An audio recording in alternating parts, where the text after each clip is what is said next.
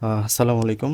তো আজকে আমরা রাসায়নিক বিক্রিয়া বা কেমিক্যাল রিঅ্যাকশন আমাদের কেমিস্ট্রি সপ্তম অধ্যায় এই অধ্যায়টা আমরা রিভিশন করব। তো এই অধ্যায়ে আমরা কি কি পড়ব তা যদি একবার দেখে নেই। আমরা এই অধ্যায়ে ভৌত পরিবর্তন এবং রাসায়নিক বিক্রিয়া এই টপিকটা সম্পর্কে জানব। ভৌত পরিবর্তন এবং রাসায়নিক বিক্রিয়া। তো পদার্থের পরিবর্তনকে বিশ্লেষণ করে রাসায়নিক বিক্রিয়া শনাক্ত। তাছাড়া আমাদের সবচেয়ে বেশি উল্লেখযোগ্য আলোচ্য টপিকের মাঝে আমরা রাখব রেডক্স এবং নন রেডক্স বিক্রিয়াসমূহ। এগুলো একমুখী বিক্রিয়া হইতে পারে, বহুমুখী বিক্রিয়া হইতে পারে, তাপোৎপাদী বিক্রিয়া হইতে পারে, তাপহারী বিক্রিয়া হইতে পারে। এগুলোর সংজ্ঞা বিস্তারিত আছে আমাদের। তাছাড়া এই যে রাসায়নিক বিক্রিয়াকে আমাদের বোঝার জন্য বা এই যে পদার্থের পরিমাণ বা উৎপাদের পরিমাণ আমাদের শিল্প কারখানায় আমাদের লাভজনকভাবে উৎপাদন এইগুলা ইউজ করার জন্য আমরা লা শাতেলের নীতিটা একটু পড়বো। লা শাতেলের নীতি কি ইউজ করে কিভাবে শিল্পক্ষেত্রে আমরা লাভজনকভাবে রাসায়নিক বিক্রিয়া ঘটাইতে পারি। তাছাড়া পরিবর্তনকে বিশ্লেষণ করে জারণ বিজারণ বিক্রিয়া শনাক্ত, বাস্তব ক্ষেত্রে বিভিন্ন সংঘটিত বিক্রিয়া আমরা দেখব। এক্ষেত্রে আমরা মরিচা কীভাবে ধরে বা এইরকম কিছু বিক্রিয়া আমরা দেখব। তো বাস্তব ক্ষেত্রে সংঘটিত বিক্রিয়া যে ক্ষতিকর বিক্রিয়াসমূহ নিয়ন্ত্রণ এর উপায়, মরিচা রোধে প্রয়োজনীয় উপায় কী হতে পারে, ঠিক আছে। এরপর রাসায়নিক বিক্রিয়ার হার ব্যাখ্যা করতে পারবো এবং সংশ্লিষ্ট হারের তুলনা করতে পারবো। রাসায়নিক বিক্রিয়ার হার, ঠিক আছে। তো বিভিন্ন পদ্ধতি ব্যবহার করে বিক্রিয়ার গতিবেগ এবং হার পরীক্ষা এবং তুলনা করতে পারবো। দৈনন্দিন কাজে ধাতব বস্তুর ব্যাপারে সচেতন। তো এরপরে অম্লকার প্রসারণ বিক্রিয়া এবং অদেক্ষণ বিক্রিয়া প্রদর্শন করতে পারবো। মূলত এগুলাই হচ্ছে আমাদের এদের আলোচ্য টপিক। তো ফার্স্ট অফ অল আমরা চেঞ্জেস অফ ম্যাটার বা পথে পরিবর্তন বিষয়টা কি যদি একটু দেখি। তো আমরা পদার্থের এই পরিবর্তনকে দুই ভাগে ভাগ করতে পারি। একটা হচ্ছে ভৌত পরিবর্তন আর একটা হচ্ছে রাসায়নিক পরিবর্তন। তাহলে পদার্থের পরিবর্তনকে আমরা দুই ভাগে ভাগ করতে পারি। একটা হচ্ছে ভৌত, একটা হচ্ছে রাসায়নিক, ঠিক আছে। তো ভৌত পরিবর্তনটা দেখো, ভৌত পরিবর্তন কীরকম হয়। প্রতিটি পদার্থের প্রতিটি রাসায়নিক পদার্থ এক বা একাধিক মৌল দিয়ে গঠিত। তাহলে প্রত্যেকটা পদার্থ কিন্তু এক বা একাধিক মৌল দ্বারা গঠিত।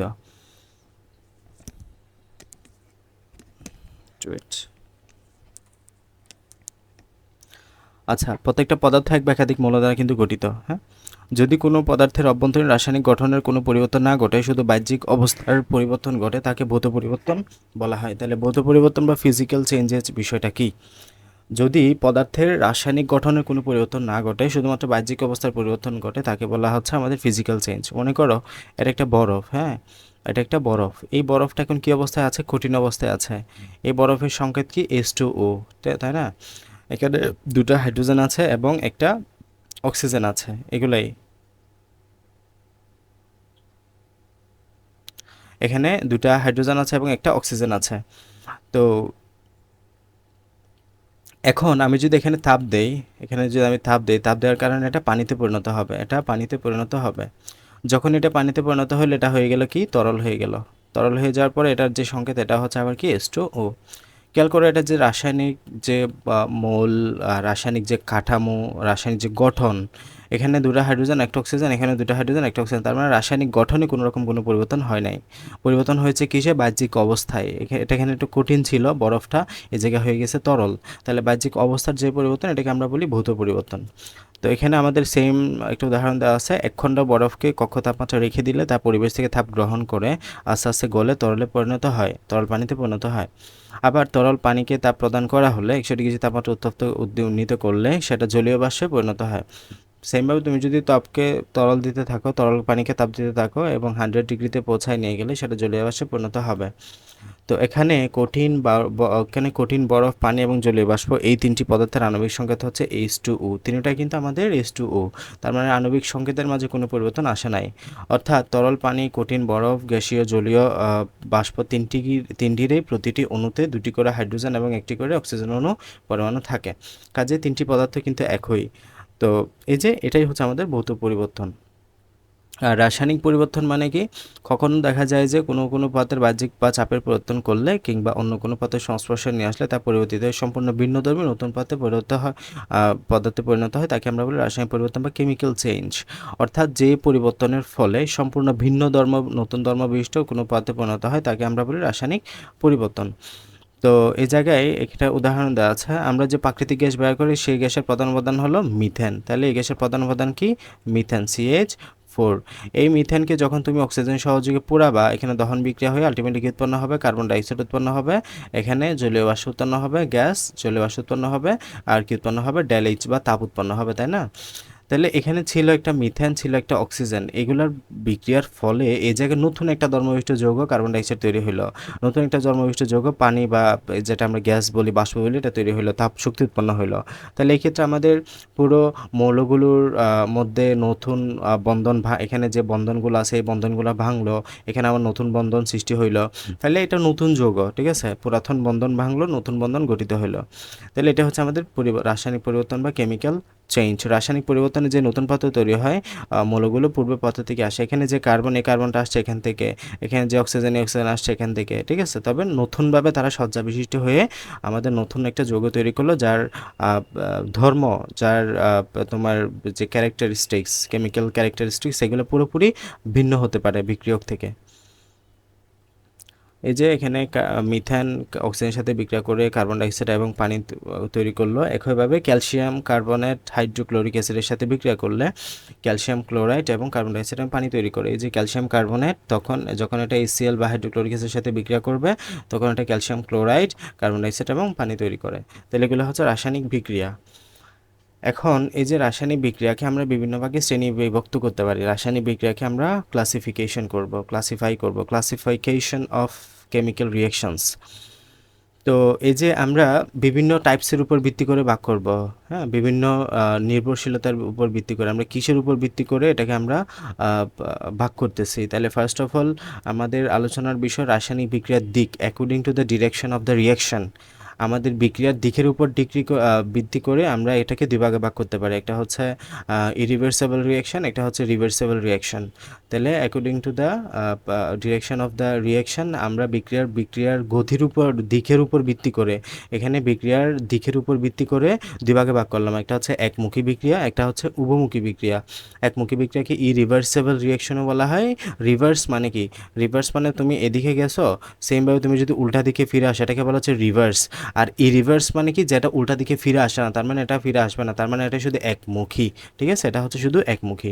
তাহলে একমুখী বিক্রিয়া এবং উভমুখী বিক্রিয়া। আর উভমুখী বিক্রিয়া মানে কি? এটা রিভার্সেবল, রিভার্স করতে পারবে। তাহলে একমুখী বিক্রিয়ার সংজ্ঞা কি? খুবই সহজ, যে রাসায়নিক বিক্রিয়ায় বিক্রিয়ক পদার্থগুলো উৎপাদে পরিণত হয়, কিন্তু উৎপাদ পদার্থগুলো পুনরায় বিক্রিয়কে পরিণত হয় না, তাকে একমুখী বিক্রিয়া বলা হয়। তো এখানে ক্যালসিয়াম কার্বনেট আছে, ক্যালসিয়াম কার্বনেটটা সলিড অবস্থায় আছে, কিন্তু ক্যালসিয়াম কার্বনেট বিক্রিয়া করে ক্যালসিয়াম অক্সাইড তৈরি করলো এবং কার্বন ডাইঅক্সাইড তৈরি করলো, ঠিক আছে? এবং এটা কখনোই, এই যে ক্যালসিয়াম অক্সাইড এবং কার্বন ডাইঅক্সাইড আবার বিক্রিয়া করে ক্যালসিয়াম কার্বনেটে ফিরে আসে না স্বাভাবিক অবস্থায়, যার কারণে এটা একটা একমুখী বিক্রিয়া। তো এটা আমরা দেখতে পারি উদাহরণ হিসেবে। এরপর উভমুখী বিক্রিয়া বা রিভার্সেবল রিয়াকশন। রিভার্সেবল রিয়াকশন মানে কি? যে রাসায়নিক বিক্রিয়ায় বিক্রিয়ক পদার্থ বিক্রিয়া করে উৎপাদে পরিণত হয়। তাহলে এই ক্ষেত্রে বিক্রিয়ক পদার্থগুলো উৎপাদে পরিণত হবে, আবার উৎপাদ পদার্থগুলো বিক্রিয়া করে পুনরায় বিক্রিয়কে পরিণত হবে। তাহলে A+B বিক্রিয়া করে যদি তোমার C+D তৈরি করে, পরক্ষণে C+D বিক্রিয়া করে আবার কিন্তু A+Dতে পরিণত হইতে পারে। এটা হচ্ছে আমাদের উভমুখী বিক্রিয়া। তাহলে এই ধরনের রাসায়নিক বিক্রিয়া উভমুখী বিক্রিয়া বলে। উভমুখী বিক্রিয়া হতে বিক্রিয়ক হতে উৎপাদ হওয়ার বিক্রিয়াকে সম্মুখী বিক্রিয়া বলা। তাহলে দেখো, এটা হচ্ছে বিক্রিয়ক, এটা হচ্ছে উৎপাদ। এই যে বিক্রিয়ক উৎপাদে পরিণত হচ্ছে, এটাকে বলা হচ্ছে সম্মুখমুখী বিক্রিয়া। বিক্রিয়ক উৎপাদে পরিণত হচ্ছে, এটাকে বলা হচ্ছে সম্মুখমুখী বিক্রিয়া। আবার উৎপাদ বিক্রিয়কে পরিণত হচ্ছে, এটা হচ্ছে পশ্চাৎমুখী বিক্রিয়া। তাহলে বিক্রিয়ক যখন উৎপাদে পরিণত হয় তখন তাকে বলা হচ্ছে একমুখী বিক্রিয়া, আর যখন উৎপাদ বিক্রিয়কে পরিণত হয় তখন তাকে বলা হচ্ছে পশ্চাৎমুখী বিক্রিয়া। এই যে পশ্চাৎমুখী বিক্রিয়া বা বিপরীতমুখী বিক্রিয়া। তো উভমুখী বিক্রিয়ায় বিক্রিয়ক ও উৎপাদের মধ্যে বিপরীতমুখী তীরচিহ্ন ব্যবহার করা হয়। এক্ষেত্রে আমরা বিপরীতমুখী তীরচিহ্ন ব্যবহার করি। একটা উদাহরণ দেওয়া আছে, দেখো। উদাহরণটা হচ্ছে ইথানল। ইথানল একটা অ্যালকোহল। ইথানল আমরা ইথানোয়িক অ্যাসিডের সাথে বিক্রিয়া করতেছে। ইথানোয়িক অ্যাসিডের সাথে বিক্রিয়া করে এখানে প্রভাবক হিসেবে হাইড্রোক্লোরিক অ্যাসিড লাগবে, এবং আমাদের এদিকে ইথাইল ইথানোয়েট এস্টার তৈরি করে। ঠিক আছে? ইথাইল ইথানোয়েট এস্টার তৈরি করে, সাথে পানি তৈরি করে, এবং এই বিক্রিয়ক উৎপাদ দুটা আবার বিক্রিয়া করে পুনরায় তারা এইগুলাতে পরিণত হইতে পারে। দ্যাটস ওয়াই এটা একটা উভমুখী বিক্রিয়া। সেমভাবে দেখো হাইড্রোজেন এবং আয়োডিন বিক্রিয়া করে হাইড্রোজেন আয়োডাইড তৈরি করে। সেমভাবে এই যে হাইড্রোজেন আয়োডাইড পরস্পর আবার দুটো বিক্রিয়া করে আবার হাইড্রোজেন এবং আয়োডিন ইন্ডিভিজুয়ালি তৈরি করতে পারে। তাহলে এটা একটা উভমুখী বিক্রিয়া।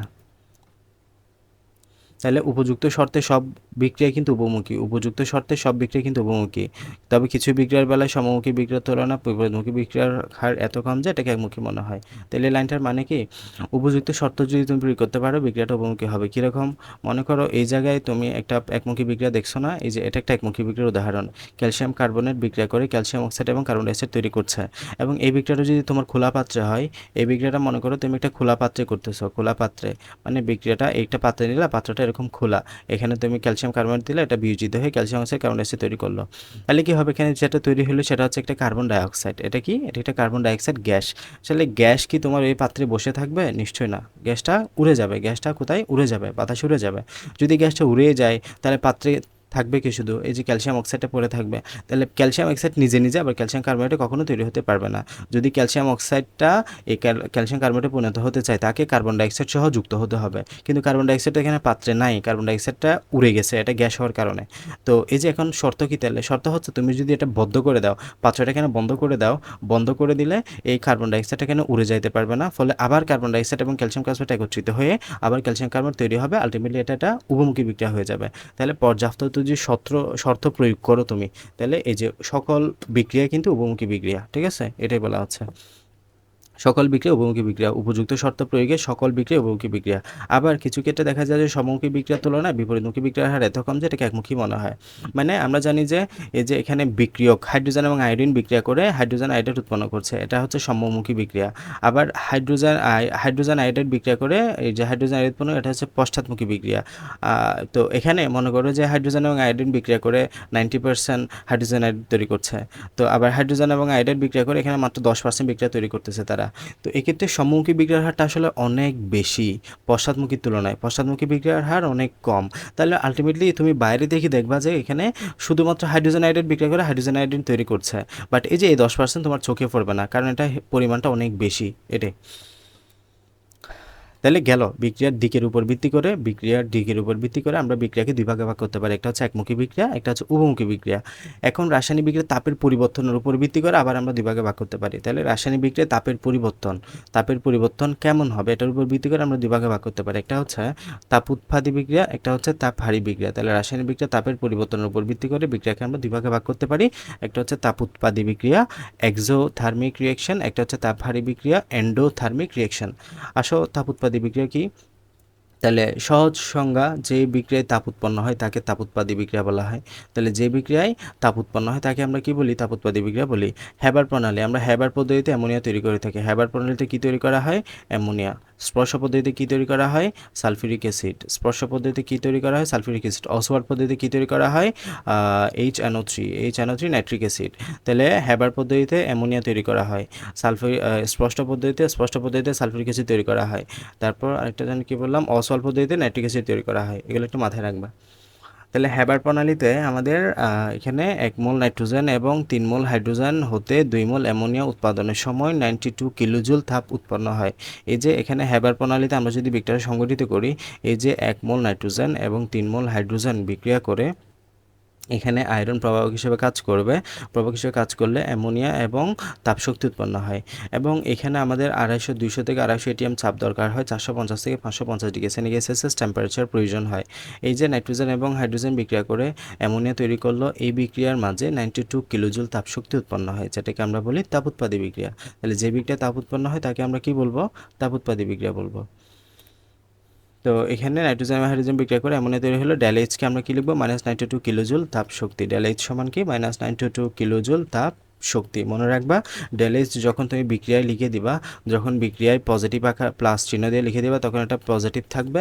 আর যদি এখানে ডেল এইচ আলাদাভাবে লিখতে চাও, ডেল এইচের ভ্যালু হচ্ছে তাপ উৎপাদী বিক্রিয়া নেগেটিভ, ডেল এইচের ভ্যালু তাপ উৎপাদী বিক্রিয়া কি নেগেটিভ। তাপহারী বিক্রিয়া ডেল এইচের মান কি পজিটিভ, ডেল এইচের মান তাপ উৎপাদী বিক্রিয়ায় নেগেটিভ হয়, ডেল এইচের মান তাপহারী বিক্রিয়া কি হয়, পজিটিভ হয়। বুঝে গেছে? আচ্ছা, তো এখানে মূলত কি হয়, এখানে আমাদের এটা হচ্ছে আমাদের বিক্রিয়ক, হ্যাঁ এটা হচ্ছে আমাদের বিক্রিয়ক, এটা হচ্ছে কি উৎপাদ, এটা হচ্ছে কি বিক্রিয়ক, এটা হচ্ছে উৎপাদ। তাইলে এখানে ডেল এইচ এর মান নেগেটিভ বা তাপশক্তি কেন উৎপন্ন হচ্ছে? আমাদের এই জায়গায় একটা শক্তি আছে, বিক্রিয়কের শক্তি আছে, হ্যাঁ এখানে একটা বিক্রিয়কের শক্তি আছে। তো এই যে তাপ উৎপাদী বিক্রিয়ায় আমাদের কি হয়, তাপ উৎপাদী বিক্রিয়ায় এই যে বিক্রিয়কের শক্তিটা অনেক বেশি হয়, বিক্রিয়কের শক্তিটা অনেক বেশি হয় কার চাইতে, উৎপাদের চাইতে অনেক বেশি হয়, উৎপাদের অনেক কম হয়, বিক্রিয়কের শক্তি অনেক বেশি হয়। তাহলে এই যে বিক্রিয়কের শক্তি বেশি হওয়ায় উৎপাদের চাইতে, তাহলে কি হবে, এখানে মনে করো বিক্রিয়কের শক্তি হচ্ছে তোমার 1000 জুল, হ্যাঁ বিক্রিয়কের শক্তি কত, 1000 জুল, উৎপাদের শক্তি মনে করো তুমি পাইলা 800 জুল, উৎপাদের শক্তি কি পাইলা 800 জুল। তাহলে এই যে বিক্রিয়কের শক্তি 1000 জুল, উৎপাদের শক্তি হলো তোমার 800 জুল, তাহলে বাকি 200 জুল শক্তি কই যাবে, বাকি 200 জুল শক্তি পরিবেশে তাপশক্তি হিসেবে বেরিয়ে যাবে, যেটাকে আমরা বুঝবো এটা একটা তাপ উৎপাদী বিক্রিয়া। তাহলে এখানে বাকি 200 জুল শক্তি পরিবেশে তাপশক্তি হিসেবে বেরিয়ে যেতে দেখবো, এবং এটাকে আমরা বলি তাপ উৎপাদী বিক্রিয়া। তাহলে এই জায়গায় আমরা ডেল এইচটা কেমনে বের করি, ডেল এইচ আমরা বের করে হচ্ছে উৎপাদের জন্য যে শক্তি, উৎপাদের শক্তি মাইনাস বিক্রিয়কের শক্তি, উৎপাদের শক্তি কত 800 জুল, বিক্রিয়কের শক্তি কত 1000 জুল, আনসার কত আসে -200 জুল। এই জন্য আমরা ডেল এইচ এর মান কি বলি, নেগেটিভ বলি। তাপ উৎপাদী বিক্রিয়ায় ডেল এইচ এর মান কি হয়, নেগেটিভ হয়, এই জন্যই এটা হয় আসলে। তো এইভাবে আমাদের দেখব বিক্রিয়কের শক্তি যখন বেশি উৎপাদের শক্তির চাইতে, তখন আমরা দেখব এটা একটা তাপ উৎপাদী বিক্রিয়া হচ্ছে। এবার আসে তাপ হারি বিক্রিয়া বা তাপ শোষী বিক্রিয়া বা এন্ডোথার্মিক রিঅ্যাকশনস। তাহলে যে বিক্রিয়ায় তাপশক্তি শোষণ ঘটে তাকে আমরা বলি তাপ হারি বিক্রিয়া। তাহলে সিম্পলি আমরা উদাহরণ এটা যদি বলি, যে বিক্রিয়ায় তাপশক্তি শোষণ ঘটে তাকে বলি তাপ হারি বিক্রিয়া বা তাপ শোষী বিক্রিয়া। তো যেমন 1 মোল নাইট্রোজেন এবং 1 মোল অক্সিজেন, এই যে 1 মোল নাইট্রোজেন 1 মোল অক্সিজেন বিক্রিয়া করে নাইট্রিক অক্সাইড তৈরি করলো এই জায়গায়।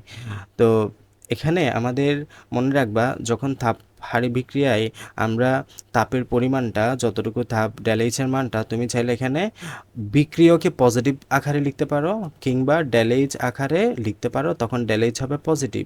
তাহলে তাপ হারি বিক্রিয়ায় ডেল এইচ এর মান কি, তাপ হারি বিক্রিয়ায় ডেল এইচ এর মান পজিটিভ। তবে তুমি যদি বিক্রিয়ার সাথে লিখতে চাও তাহলে বিক্রিয়কে পজিটিভ আকারে লিখতে পারো। আর তাপ উৎপাদী বিক্রিয়ায় যখন লিখতে যাবা তখন উৎপাদে পজিটিভ আকারে লিখতে পারো, উৎপাদে পজিটিভ চিহ্ন দিয়ে লিখতে পারো, বুঝে গেছে? আর তাপ হারি বিক্রিয়ায় কি করবা, বিক্রিয়কে পজিটিভ চিহ্ন দিয়ে লিখতে পারো, বাট তাপ উৎপাদী বিক্রিয়ায় উৎপাদে পজিটিভ চিহ্ন দিয়ে লিখতে হবে। এই যে এখানে হচ্ছে এটা বাম পাশে, ওই পাশে ওইখানে এটা ডান পাশে ছিল, তাহলে তাপ হারি বিক্রিয়াটা আমরা এই পাশে বিক্রিয়কের সাথে এটা পজিটিভ চিহ্ন দিয়ে লিখলাম।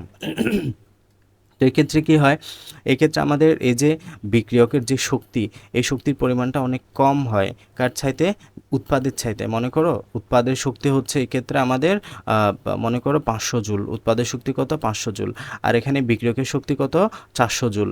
তাহলে এখানে বিক্রিয়কের শক্তি কত 400 জুল, উৎপাদের শক্তি কত 500 জুল। তাহলে এখানে কি হবে, আমরা জানি এক্ষেত্রে সমান হওয়া দরকার। তাহলে এই যে বাকি 100 জুল শক্তি আসলো কই এই জায়গাটা থেকে, বাকি 100 জুল শক্তি আসলে কোথা থেকে আসে না, এটা পরিবেশ থেকে সংগ্রহ করছে। এই যে পরিবেশ থেকে 100 জুল শক্তি নিয়ে নিছে, পরিবেশ থেকে 100 জুল শক্তি নেওয়ার ফলে সে আলটিমেটলি 500 জুল শক্তির অধিকারী হলো।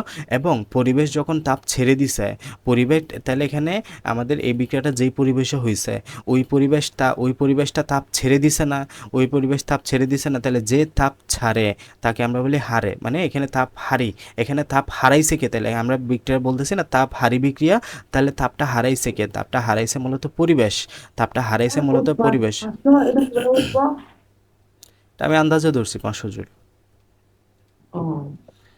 তাপ শোষী, এটা জাস্ট বোঝানোর জন্য বলতেছি। তাহলে এই তাপ হারি বিক্রিয়ায় আমাদের বিক্রিয়কের শক্তি অনেক কম হবে কার চাইতে, উৎপাদের চাইতে। জাস্ট এটা বুঝলে হবে, আমি জাস্ট উদাহরণ দিয়ে 400-500 দিয়ে বোঝাচ্ছি। আর এখানে বলা হচ্ছে তাপ শোষী, তাহলে তাপ শোষণ করলো কি, এই যে বিক্রিয়ক সমূহ তাপ শোষণ করলো, বিক্রিয়ক সমূহ কত জুল তাপ শোষণ করলো, 100 জুল তাপ শক্তি শোষণ করলো। এখন ডেল যদি বের করতে চাও, ডেল এর সূত্র কি E2 - E1। তো এই ক্ষেত্রে আমরা এই ক্ষেত্রে উৎপাদের শক্তি কত, উৎপাদের শক্তি মাইনাস বিক্রিয়কের শক্তি, এটা E2 - E1 তোমাদের সূত্র আছে কিনা জানি না, এটা E2 - E1, বা এক্ষেত্রে আমরা উৎপাদের শক্তি মাইনাস বিক্রিয়কের শক্তি, উৎপাদের শক্তি কত ধরলাম 500 জুল, বিক্রিয়কের শক্তি কত ধরলাম 400 জুল। তাহলে আনসার কত হয় +100 জুল। এই জন্য আমরা ডেল এইচ এর মান কি লিখি, পজিটিভ লিখি। ডেল এইচ এর মান তাপহারী বিক্রিয়া কি হয়, পজিটিভ হয়। তাহলে তাপহারী বিক্রিয়ায় মূলত তাপশক্তি শোষণ ঘটে, তাকে আমরা তাপহারী বিক্রিয়া বলি। এই ক্ষেত্রে বিক্রিয়কের শক্তি কম হয় উৎপাদের শক্তির চাইতে, এই জন্য আমরা ডেল এইচ এর মান পজিটিভ পাবো। নাইট্রোজেন এগুলো কিন্তু ফিক্সড, আবার +180 কিলোজুল, এগুলো কিন্তু মুখস্থ করতে হবে, বই যেটা দেওয়া আছে। নাইট্রোজেন এবং অক্সিজেন বিক্রিয়া করে নাইট্রিক অক্সাইড তৈরি করে, এখানে 180 কিলোজুল তাপশক্তি শোষিত হয়।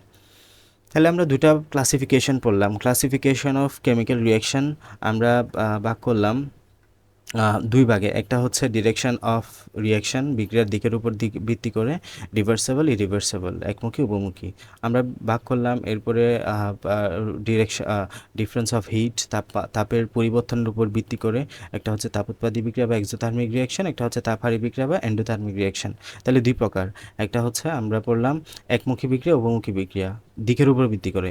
এরপর ভাগ করলাম তাপ পরিবর্তনের উপর ভিত্তি করে তাপোৎপাদী বিক্রিয়া, তাপহারী বিক্রিয়া। এখন আমরা যেটা পড়ব সেটা হচ্ছে ইলেকট্রন স্থানান্তরের উপর ভিত্তি করে আমাদের কয় ভাগে ভাগ করা হয়েছে। তাহলে ইলেকট্রন স্থানান্তরের উপর ভিত্তি করে রাসায়নিক বিক্রিয়াকে আমরা দুই ভাগে ভাগ করতে পারি। একটা হচ্ছে রেডক্স বিক্রিয়া, একটা হচ্ছে নন রেডক্স বিক্রিয়া। তাহলে ইলেকট্রন স্থানান্তরের উপর ভিত্তি করে আমরা দুই ভাগে ভাগ করতে পারি, একটা হচ্ছে রেডক্স, একটা হচ্ছে নন রেডক্স। তাহলে তুমি রেডক্সের মানে যদি বুঝে যাও, নন রেডক্স বুঝে যাবা। রেডক্স মানে যেটা, নন রেডক্স মানে বোঝাচ্ছে এটা রেডক্স না। নন রেডক্স মানে কি এটা রেডক্স না। তাহলে রেডক্স মানে কি, এই যে রেডক্স, এই যে রেডক্স তুমি যদি শব্দটাকে ভাঙাও এখানে দুটো শব্দ পাবা, একটা হচ্ছে র্যাট, একটা হচ্ছে অক্স। একটা হচ্ছে র্যাট, একটা হচ্ছে অক্স। এই যে র্যাট মানে হচ্ছে রিডাকশন, র্যাট শব্দটা আসছে কোত্থেকে, রিডাকশন থেকে। র্যাক শব্দটা আসছে রিডাকশন থেকে। রিডাকশন শব্দের অর্থ হচ্ছে বিজারণ। রিডাকশন শব্দের অর্থ কি, রিডাকশন শব্দ হচ্ছে বিজারণ। আর অক্স শব্দটা আসছে হচ্ছে জারণ, আমাদের অক্সিডেশন থেকে। অক্স শব্দটা আসছে হলো অক্সিডেশন থেকে। তাহলে অক্সিডেশন মানে হচ্ছে জারণ, অক্সিডেশন মানে হচ্ছে জারণ। তাহলে রেডক্সের রেড শব্দটা আসছে রেড থেকে, রেড মানে হচ্ছে রিডাকশন, যার অর্থ হলো বিজারণ। এবং অক্স শব্দটা আসছে অক্সিডেশন থেকে, যার অর্থ হলো জারণ। তাহলে আলটিমেটলি রেডক্স মানে কি হয়, জারণ বিজারণ। তাহলে এই যে নন রেডক্স কী হবে, নন রেডক্স হবে মানে যেটা জারণ বিজারণ না। তাহলে রেডক্স মানে জারণ বিজারণ বিক্রিয়া। একটু আচ্ছা, তো রেডক্স বা জারণ বিজারণ বিক্রিয়া, আমরা জারণ বিজারণ বিক্রিয়াটা যদি একটু দেখি, রিডাকশন, রিডাকশন মানে বিজারণ বিক্রিয়া, রিডাকশন মানে বিজারণ বিক্রিয়া।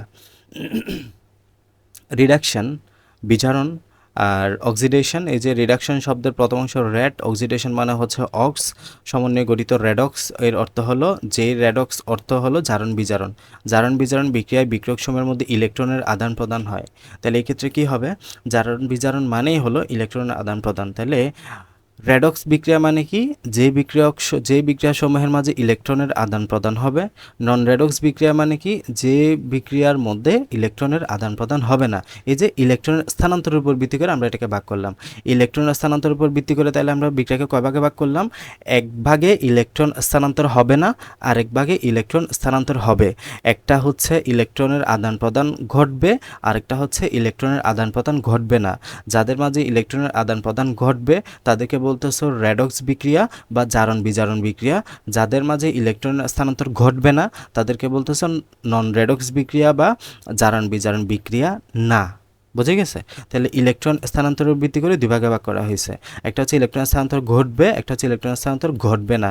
যাদের মাঝে ঘটবে তাদেরকে রেডক্স বিক্রিয়া বা জারণ বিজারণ। তাহলে আর ওটা হচ্ছে নন রেডক্স বিক্রিয়া। আসো জারণ বিজারণ বিক্রিয়াটা পড়ি।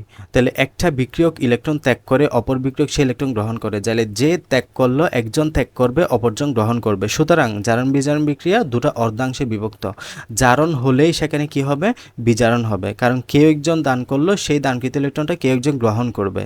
এক অর্ধাংশ বিক্রিয়ক ইলেকট্রন ত্যাগ করে, যাকে জারণ অর্ধ বিক্রিয়া বলা হয়। তাহলে এই বিক্রিয়াটা, পুরো একটা বিক্রিয়াকে আমরা দুই ভাগে ভাগ করতে পারি, একটা হচ্ছে জারণ অর্ধ বিক্রিয়া, একটা হচ্ছে বিজারণ অর্ধ বিক্রিয়া। জারণ অর্ধ বিক্রিয়া মানে হচ্ছে যারা ইলেকট্রন ত্যাগ করে, বিজারণ অর্ধ বিক্রিয়া মানে যারা ইলেকট্রন গ্রহণ করে। তাহলে অপর অর্ধাংশ অন্য একটি বিক্রিয়ক ইলেকট্রন গ্রহণ করে, যাকে বিজারণ অর্ধ বিক্রিয়া বলে। উল্লেখ্য যে জারণ বিজারণ বিক্রিয়া যে বিক্রিয়কটি ইলেকট্রন ত্যাগ করে তাকে বিজারক পদার্থ বলা হয়। এই টার্মগুলা খুবই ক্লিয়ার রাখবা। আশা করছি এতদিনে তোমাদের এগুলো ক্লিয়ার হয়ে গেছে। তারপরেও আমি বারবার বলি যে জারণ মানে কি, জারণ মানে হচ্ছে ছাড়ন, জারণ মানে হচ্ছে ইলেকট্রন ছাড়ন, জারণ মানে হচ্ছে ইলেকট্রন ছাড়ন, জারণ মানে জারণ সংখ্যা বারণ। এই লাইনটা মনে রাখলে আমার মনে হয় জারণ বিজারণের সব টার্ম ক্লিয়ার হয়ে যাওয়ার কথা। জারণ মানে জারণ সংখ্যা বারণ, জারণ মানে জারণ সংখ্যা বারণ। তাহলে জারণ মানে দুটা কথা পড়তে পারি। জারণ মানে হচ্ছে ইলেকট্রন ছাড়ন, জারণ মানে হচ্ছে ইলেকট্রন ছাড়ন, জারণ মানে হচ্ছে জারণ সংখ্যা বারণ, জারণ মানে হচ্ছে ইলেকট্রন ছাড়ন, জারণ মানে হচ্ছে জারণ সংখ্যা বারণ। তাহলে বিজারণ সমান কি, তার উল্টা হবে। বিজারণ সমান কি হবে, এটা যদি ইলেকট্রন ছাড়ন হয় এটা হবে ইলেকট্রন গ্রহণ, এটা হবে ইলেকট্রন গ্রহণ। আর এখানে বিজারণ মানে কি হবে, বিজারণ মানে জারণ সংখ্যা কমন বা কমে যাওয়া। তাহলে জারণ সংখ্যা যদি বাড়া যদি হয় জারণ, তাহলে জারণ সংখ্যা কমে যাওয়া মানে বিজারণ। বুঝে গেছে? জারণ মানে কি? জারণ মানে ইলেকট্রন ছাড়ন, জারণ মানে ছাড়ন, ইলেকট্রন ছাড়ন, আর জারণ মানে জারণ সংখ্যা বাড়ন। তাহলে বিজারণ মানে কি হবে? ইলেকট্রন গ্রহণ, আবার জারণ সংখ্যা কমন বা কমে যাওয়া। তাহলে খেয়াল রাখবা, যে জারণ ঘটায়, যে জারণ ঘটায় সে নিজে বিজারক, যে জারণ ঘটায় সে নিজে বিজারক, যে জারণ ঘটায় সে নিজে বিজারক, যে জারণ ঘটায় সে নিজে বিজারক। বিজারক জারণ প্রক্রিয়ায় ইলেকট্রন ছেড়ে জারিত হয়, বিজারক জারণ প্রক্রিয়ায় ইলেকট্রন ছেড়ে জারিত হয়। তাহলে নাম তার বিজারক, সে ঘটাবে জারণ, নামটার বিজারক, সে ঘটাবে জারণ। কোন প্রক্রিয়ায়? জারণ প্রক্রিয়ায় ইলেকট্রন ছাড়বে। এবং যে বিজারণ, বিজারণ ঘটে কার মাঝে? জারকের মাঝে। জারক বিজারণ ঘটায়। তাহলে মনে রাখবা এটা, জাস্ট এই জারক এবং বিজারণ এই দুটার মাঝে পার্থক্য, ঠিক আছে? আর তাহলে জারণ মানে বিজারক ঘটাবে তারা, জারণ কে কারা ঘটাবে? বিজারণ ঘটাবে। বিজারণ মানে কি? বিজারণ ঘটাবে কি? জারক। এবং এটাও মাথায় রাখবা, বিজারক একটা পদার্থ, বিজারক হয় একটা পদার্থ, বিজারক কয়েকটা পদার্থ, এটা আয়রন হইতে পারে, এটা সোডিয়াম হইতে পারে, এটা ক্লোরাইড হইতে পারে, এটা যে কোনো কিছু হইতে পারে। আর জারণ হলো একটা প্রসেস, জারণ হলো একটা প্রসেস, জারণ হলো একটা প্রসেস, যেই প্রসেসে ইলেকট্রন ছাড়া হয়, যেই প্রসেসে ইলেকট্রন ছাড়া হয়। আরেকটা অবস্থা আছে জারিত, আরেকটা অবস্থা আছে কি? আরেকটা কি আছে? জারিত। এই জারিত হলো একটা অবস্থা, এই জারিত হলো একটা অবস্থা। খেয়াল করো, এই যে বিজারকসমূহ, বিজারকসমূহ জারণ প্রক্রিয়ায় ইলেকট্রন ছেড়ে জারিত হয়, ঠিক আছে? বিজারকসমূহ, তাহলে আমাদের পার্থক্যই বিজারকের মাঝে শুধু, বিজারকসমূহ জারণ প্রক্রিয়ায় ইলেকট্রন ছেড়ে জারিত হয়, বিজারকসমূহ জারণ প্রক্রিয়ায় ইলেকট্রন ছেড়ে জারিত হয়। তাহলে এবার জারক কি করবে? এই যে জারক বিজারণ প্রক্রিয়ায় ইলেকট্রন গ্রহণ করে এবং বিজারিত হয়, বিজারিত হয়। একটা মনে রাখলে অপরটা অটোমেটিক্যালি হয়ে যায় আমার মতে, তো মাথায় রাখবা ভালো মতো। তাহলে এই বিজারিত এটা একটা কি অবস্থা, জারক একটা কি পদার্থ, বিজারণ একটা কি প্রক্রিয়া। বুঝে গেছে? জারণ কি? একটা প্রক্রিয়া, একটা প্রসেস, যেই প্রসেস ইলেকট্রন ছাড়া হয়। বিজারক কি? বিজারক একটা পদার্থ। জারিত কি? একটা অবস্থা। বিজারিত কি? এটা একটা অবস্থা। তাহলে আবার বলি, জারণ মানে হচ্ছে ছাড়ন, ইলেকট্রন ছাড়ন, জারণ মানে জারণ সংখ্যা বাড়ন। জারণ কারা ঘটাবে? জারণ ঘটাবে বিজারকরা, জারণ ঘটাবে কারা? বিজারকরা। বিজারক জারণ ঘটিয়ে সে জারিত হয়। আর বিজারণ মানে ইলেকট্রন গ্রহণ, বিজারণ কে ঘটাবে? বিজারণ ঘটাবে জারকরা, বিজারণ জারক, জারক বিজারণ ঘটিয়ে সে বিজারিত হয়। সিম্পল। এরপরে উল্লেখ্য যে জারণ বিজারণ বিক্রিয়ায় যে বিক্রিয়কটি ইলেকট্রন গ্রহণ ত্যাগ করে তাকে বিজারক পদার্থ বলা হয়। তাহলে জারণ মানে ছাড়ন, যে ছাড়লো তাকে বলা হচ্ছে বিজারক। জারণ মানে ছাড়ন, যে ছাড়লো তাকে বলা হচ্ছে বিজারক। আর যে বিক্রিয়কটি ইলেকট্রন গ্রহণ করে তাকে জারক বলা হয়, ঠিক আছে? এই প্রক্রিয়ায় দেখো, সোডিয়াম ছিল 0, ক্লোরাইড ছিল এক্ষেত্রে 0, সোডিয়াম +1, ক্লোরাইড -1। ক্লোরাইড 0 থেকে কি হয়ে গেছে? -1। তার মানে এক্ষেত্রে আমাদের জারণ সংখ্যা খেয়াল করো, যে এই ক্ষেত্রে সোডিয়ামের 0 ছিল, এটা কি হয়ে গেছে? +1 হয়ে গেছে। জারণ মানে ছাড়ন, জারণ মানে জারণ সংখ্যা বাড়ন, জারণ সংখ্যা 0। আমরা ম্যাক্সিমাম ক্ষেত্রে বিক্রিয়াতে জারণ সংখ্যা দিয়ে হিসাবটা করব, ঠিক আছে? পরবর্তীতে বলবো ইলেকট্রনের হিসাবটা। তাহলে জারণ মানে ছাড়ন, জারণ মানে জারণ সংখ্যা বাড়ন। সোডিয়ামের ক্ষেত্রে জারণ সংখ্যা ছিল 0, এ জায়গায় হয়ে গেছে +1, তার মানে জারণ সংখ্যা বেড়েছে না, জারণ সংখ্যা বেড়েছে না, তার মানে এই প্রক্রিয়াটার নাম কি? জারণ। যে জারণ ঘটালো তার নাম কি? বিজারক। তার মানে সোডিয়াম এ জায়গায় বিজারক। ক্লোরাইড 0 ছিল, হয়ে গেছে -1, জারণ সংখ্যা কমেছে না, তার মানে এটা হচ্ছে কি? বিজারণ। এ জায়গায় ক্লোরিন ছিল কি? জারক। ওকে, এবার আসি ইলেকট্রন হিসাবটা একটু করে নাও। এখানে 0, সোডিয়াম 0 মানে কি? তার মাঝে ইলেকট্রন বেশিও নাই, তার মাঝে ইলেকট্রন কমও নাই। বাট সোডিয়াম +1 মানে কি? সোডিয়াম +1 মানে বোঝাচ্ছে তার মাঝে একটা ইলেকট্রন কম আছে, একটা ইলেকট্রন কম। তাহলে এই জায়গায় তার মাঝে ইলেকট্রন বেশিও ছিল না, কমও ছিল না, এই জায়গায় এসে তার মাঝে একটা ইলেকট্রন কম। তার মানে কম কেমনে হয়? কম কেমনে হয়? হ্যাঁ, কম কেমনে হয়? এখানে সে ইলেকট্রন দান করে দিয়েছে, তাই তার কাছে ইলেকট্রন কমে গেছে। তাহলে জারণ মানে ছাড়ন, এই যে ইলেকট্রন ছেড়ে ফেলছে, তো ইলেকট্রন ছেড়ে এসে সোডিয়াম প্লাস আয়নে পরিণত হয়ে গেছে। এটাই হচ্ছে আমাদের জারণ প্রক্রিয়া। আর ক্লোরাইড ছিল 0, ক্লোরাইড ছিল 0, তার মানে এই জায়গায় তার মাঝে ইলেকট্রন বেশিও ছিল না, কমও ছিল না। বাট এই জায়গায় এসে সে হয়ে গেছে ক্লোরিন মাইনাস, তার মানে ইলেকট্রন সে গ্রহণ করেছে কোথাও থেকে। ইলেকট্রন গ্রহণ, এই যে বিজারণ মানে ইলেকট্রন গ্রহণ, এটাই। তাহলে যে বিক্রিয়ায় কোনো পরমাণুর ইলেকট্রনের দান ঘটে, অর্থাৎ পরমাণুর ধনাত্মক চার্জের সংখ্যা বৃদ্ধি পায় বা ঋণাত্মক চার্জের সংখ্যা হ্রাস পায়, সেই বিক্রিয়াকে জারণ বিক্রিয়া বলা হয়। তাহলে এক কথায় যে পরমাণু ইলেকট্রন দান ঘটে অর্থাৎ ধনাত্মক চার্জের সংখ্যা বৃদ্ধি পায়, ধনাত্মক চার্জের সংখ্যা বৃদ্ধি পাবে, আবার ঋণাত্মক চার্জের সংখ্যা হ্রাস পাবে, তাকে বলা হচ্ছে জারণ সংখ্যা বলা হয়, জারণ বিক্রিয়া বলা হয়। আয়রন 2+ দিকে খেয়াল করো, আয়রন 2+, তার মানে তার কাছে দুইটা ইলেকট্রন এখন কি আছে, ঘাটতি আছে, দুটা ইলেকট্রন তার কাছে ঘাটতি আছে, সে আয়রন 3+-এ পরিণত হইল। আয়রন 3+ মানে কি, তার কাছে এখন 3টা ইলেকট্রন ঘাটতি আছে, তার মানে কি সে ইলেকট্রন একটা দান করে দিছে, তার মানে এটা কি প্রক্রিয়া, জারণ বিক্রিয়া। সোডিয়াম শূন্য থেকে সোডিয়াম প্লাসে পরিণত হইলো, তার মানে সে এখানে ঘাটতিও নাই, কমও নাই, বেশিও নাই, এই জায়গায় একটা ঘাটতি, তার মানে তার মাঝে একটা ইলেকট্রনের কি হয়েছে, একটা ইলেকট্রন দান করে দিছে। ঠিক আছে, আমরা যখন এই যে একটা ইলেকট্রন দান করি তো আমরা সোডিয়াম প্লাস লিখি, তাই না? যখন কিছু একটা দান করে তখন একটা প্লাস লিখি, তার মানে কি এটার মাঝে একটা ইলেকট্রনের ঘাটতি আছে। ক্লোরাইড যখন একটা ইলেকট্রন গ্রহণ করে সে ক্লোরাইড মাইনাসে পরিণত হয়, তার মানে কি একটা ইলেকট্রন তার মাঝে বেশি আছে। আবার এটা দেখো, যে বিক্রিয়ায় কোনো পরমাণু ইলেকট্রন গ্রহণ ঘটে অর্থাৎ ওই পরমাণু ধনাত্মক চার্জের সংখ্যা হ্রাস পায় কিংবা ঋণাত্মক চার্জের সংখ্যা বৃদ্ধি পায় তাকে বিজারণ বিক্রিয়া বলা হয়। এক্ষেত্রে ক্লোরাইড 0 একটা ইলেকট্রন গ্রহণ করে ক্লোরাইড মাইনাস, তার মানে একটা ইলেকট্রন বেশি আছে। কপার 2+ একটা ইলেকট্রন গ্রহণ করে কপার প্লাসে পরিণত হলে এই জায়গায় দুটা ইলেকট্রনের ঘাটতি, এই জায়গায় একটা ইলেকট্রনের ঘাটতি, তার মানে একটা ইলেকট্রন সে গ্রহণ করে একটা ঘাটতি কমিয়েছে। তাহলে জারণ সংখ্যা কি বলবা, কোনো অণু বা যৌগমূলকের মধ্যে অবস্থিত পরমাণুগুলার কোনোটি ইলেকট্রন ছেড়ে দেওয়ার আবার কোনোটি ইলেকট্রন গ্রহণ করার প্রবণতা দেখায়।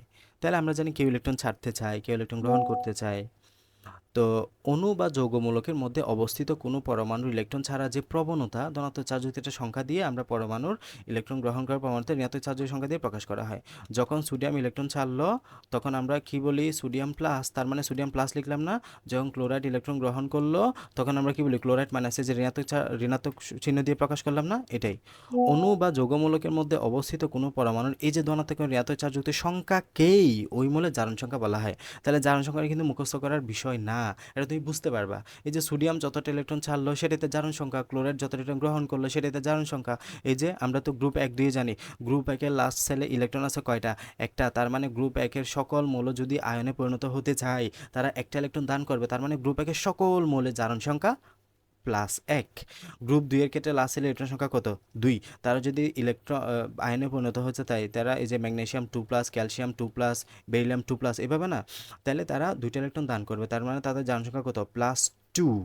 আবার আসো গ্রুপ 13-তে, এই যে বোন আমার গেল ইন্ডিয়া, থাইল্যান্ড, এই যে অ্যালুমিনিয়াম, বোরন, অ্যালুমিনিয়াম, এগুলা, তো এরা কি করবে, লাস্ট ইলেকট্রন সংখ্যা কয়টা, 3টা, তারা ইলেকট্রন দান করবে, কয়টা দান করবে, 3টা, তার মানে +3 তাদের জারণ সংখ্যা। এবার আসো গ্রুপ 17-তে, যেগুলো এগুলো আমাদের চার্ট আছে একটা, গ্রুপ 17-তে ইলেকট্রন সংখ্যা কত, 7টা, তারা যদি ইলেকট্রন গ্রহণ করতে চায়, তারা যদি তোমার আয়নে পরিণত হতে চায় ইলেকট্রন গ্রহণ করতে হবে একটা, তাহলে তাদের ইলেকট্রন কত হবে, -1। ঠিক আছে, তো এক্ষেত্রে আমরা জারণ সংখ্যা এবং যোজনী সংখ্যার মাঝে পার্থক্য আছে কিন্তু। জারণ সংখ্যা মানে হলো এক্ষেত্রে আমাদের প্লাসও থাকবে এখানে, মাইনাসও থাকবে। আমরা যোজনী সংখ্যার মধ্যে কিন্তু প্লাস মাইনাস এগুলা বলি না, মানে +1 -1 এইভাবে বলি না, আমরা শুধু সংখ্যাটা বলি, প্লাসও বলি না মাইনাসও বলি না। বাট জারণ নাম্বারের ক্ষেত্রে, জারণ সংখ্যা বলার ক্ষেত্রে আমরা প্লাস মাইনাসগুলো বলি। তো এখানে আরেকটা বলা হচ্ছে একক পরমাণুর জন্য পরমাণুর সময় জারণ সংখ্যা 0 ধরা হয়। একক যে পরমাণুগুলো আছে এগুলো সবার জারণ সংখ্যা 0, এই যে হাইড্রোজেনের জারণ সংখ্যা 0, অক্সিজেনের জারণ সংখ্যা 0, নাইট্রোজেনের জারণ সংখ্যা 0, ক্লোরাইডের জারণ সংখ্যা 0, বোরনের জারণ সংখ্যা 0। এই যে আয়রন সালফেট অণুতে আয়রনের জারণ সংখ্যা কত, +2। এই আয়রন সালফেটের অণুতে টোটাল জারণ সংখ্যা 0, তবে এখানে ইন্ডিভিজুয়ালি আবার জারণ সংখ্যা বের করো। আয়রন সালফেট অণুতে আয়রনের জারণ সংখ্যা আয়রন 2+ SO4 2-, এগুলো তো মুখস্থ না, আয়রন 2+ SO4 2-, তাহলে সালফারের জারণ সংখ্যা কত, -2, আয়রনের জারণ সংখ্যা কত, +2, এই যে এটা +2, তার মানে এটা আয়রনের জারণ সংখ্যা টোটাল। Fe ধাতুতে আবার আয়রন যদি বলা হয় ধাতু, এটা হচ্ছে একটা লোহা, এই যে লোহা ধাতুতে এখানে আয়রনের জারণ সংখ্যা কত, এটা হবে আবার 0 কিন্তু। ঠিক আছে, এখানে আয়রনের জারণ সংখ্যা +2, বাট আয়রনে শুধুমাত্র যখন শুধু আয়রন থাকবে তখন তার জারণ সংখ্যা আবার 0 বলবা।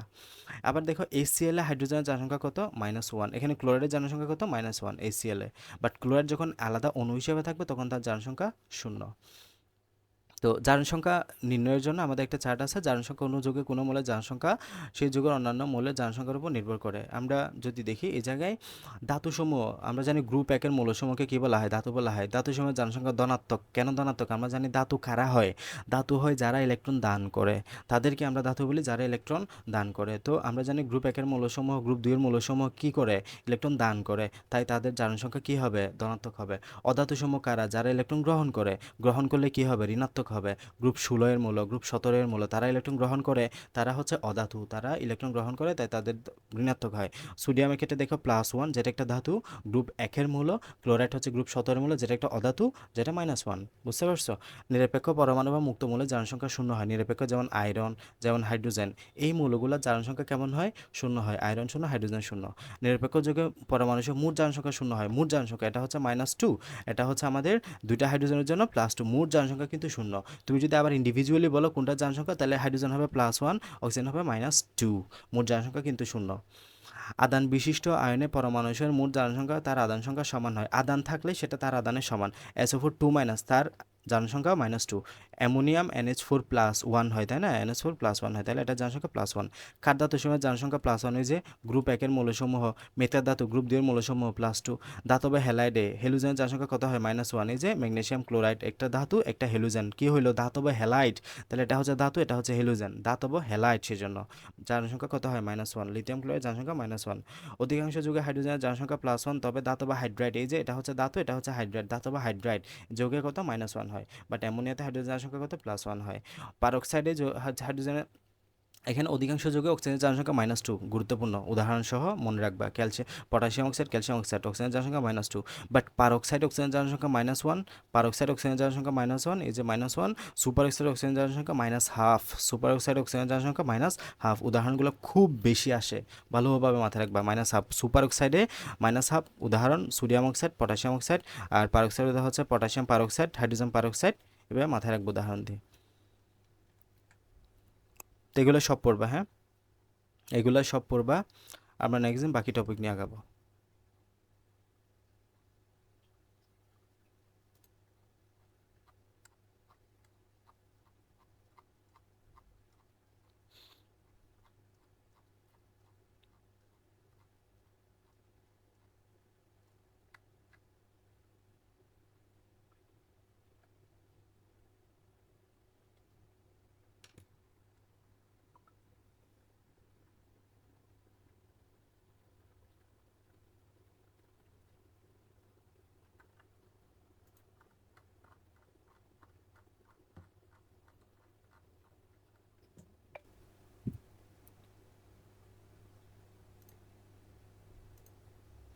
ওকে, দেখো, তো এই যে এইগুলো আমাদের একদম ভালোভাবে জানতে হবে।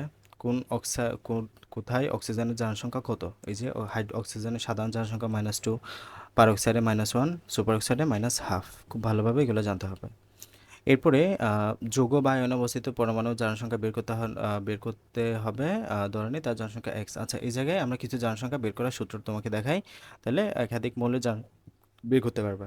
First of all potassium permanganate, KMnO4। Potassium পারম্যাঙ্গানেটে আমাদের ম্যাঙ্গানিজের জারণ সংখ্যা বের করতে বলছে। যার জারণ সংখ্যা বের করতে বলবে তাকে ধরবা x, যার জারণ সংখ্যা বের করতে বলবে তাকে x ধরবা, এবং বাকিগুলো স্বাভাবিকভাবে বের করে লিখবা। তাহলে এখানে সামগ্রিক টোটাল জারণ সংখ্যা কত? 0। টোটাল জারণ সংখ্যা কত? 0। পটাশিয়ামের জারণ সংখ্যা কত? পটাশিয়াম গ্রুপ 1 এর যৌগ, তার মানে এটার জারণ সংখ্যা +1। দেন আমরা ×1, যেহেতু পটাশিয়াম একটা এককে এক হবে, ম্যাঙ্গানিজকে x ধরলাম। আর অক্সিজেন কত? অক্সিজেন জারণ সংখ্যা কত আমরা জানি? অক্সিজেন জারণ সংখ্যা -2। -2 হলে 4 দুগুণে -8 হবে, তাই না? -2 × 4, তার মানে -8 হবে আর কি, তাহলে 0। তাহলে এখানে 1 + x - 8 = 0, তার মানে x কি হবে? x এখানে হবে x - 7 = 0, তার মানে x কি হবে? 7 হবে। x 7, তার মানে এখানে আমাদের যে ম্যাঙ্গানিজ জারণ সংখ্যা কত? +7। এভাবে বের করবা। সেমভাবে সালফিউরিক অ্যাসিডে দেখো H2SO4, হাইড্রোজেনের এখানে সালফারের জারণ সংখ্যা তোমাকে বের করতে বলছে। সালফার তাহলে যদি হয় আমরা x, তাহলে এখানে হাইড্রোজেনের জারণ সংখ্যা কত? +1, তাহলে দুইটা হাইড্রোজেনের জন্য +2, সালফারের জন্য কি ধরবা? x ধরবা। অক্সিজেনের জন্য কত হয়? -2। -2 হলে 4 দুগুণে -8, -8 কত হয়? সামগ্রিক জারণ সংখ্যা 0 হবে। তো x - 6 = 0, x কি হবে? 6 হবে, তার মানে হাইড্রোজেনের জারণ সংখ্যা, সালফারের জারণ সংখ্যা এর ক্ষেত্রে কত? +6। এই যে সালফারের জারণ সংখ্যা +6। সেমভাবে তোমরা কপার সালফেট করবা, নাইট্রিক অ্যাসিড করবা, এই যে phosphate, then phosphoric acid, manganese dioxide, potassium dichromate, K2Cr2O7, এটা একটু আমি দেখাই দিই। K2Cr2O7, এটাকে বলা হচ্ছে পটাশিয়াম ডাইক্রোমেট, হ্যাঁ। এই যে পটাশিয়াম ডাইক্রোমেটে ক্রোমিয়ামের জারণ সংখ্যা বের করতে বলছে। এই যে ক্রোমিয়াম লাল করে দিছে না, যেটা লাল করে দিছে ওটা জারণ সংখ্যা, বাকিগুলো তোমরা করবা। পটাশিয়াম কত? পটাশিয়ামকে ধরবা 1, যেহেতু গ্রুপ একের মূল্য তাই এটা হচ্ছে +2। ক্রোমিয়াম কত? এক্স, দুইটা ক্রোমিয়াম তাই 2x। অক্সিজেন কত? -2, 7 দুগুণে -14 ইজ ইকুয়াল টু কত হয়? 0। তার মানে 2x মাইনাস কত হয়? 12 ইজ ইকুয়াল টু 0। তার মানে 2x ইজ ইকুয়াল টু কত হয়? +12। x ইজ ইকুয়াল টু কত হয় তাহলে? 6। তাহলে এখানে ক্রোমিয়ামের জনসংখ্যা কত? +6।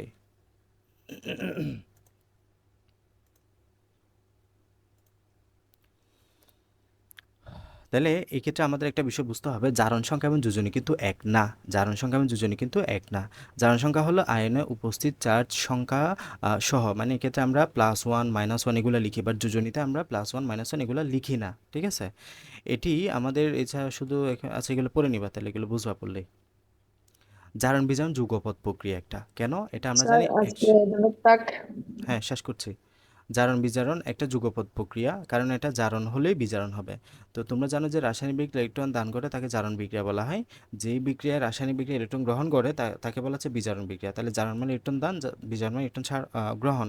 তাহলে যে পদার্থ ইলেকট্রন ত্যাগ করে তাকে বিজারক। এই যে জারণ যে ঘটালো সে হচ্ছে নিজে বিজারক, বিজারণ যে ঘটালো সে হলো নিজে জারক।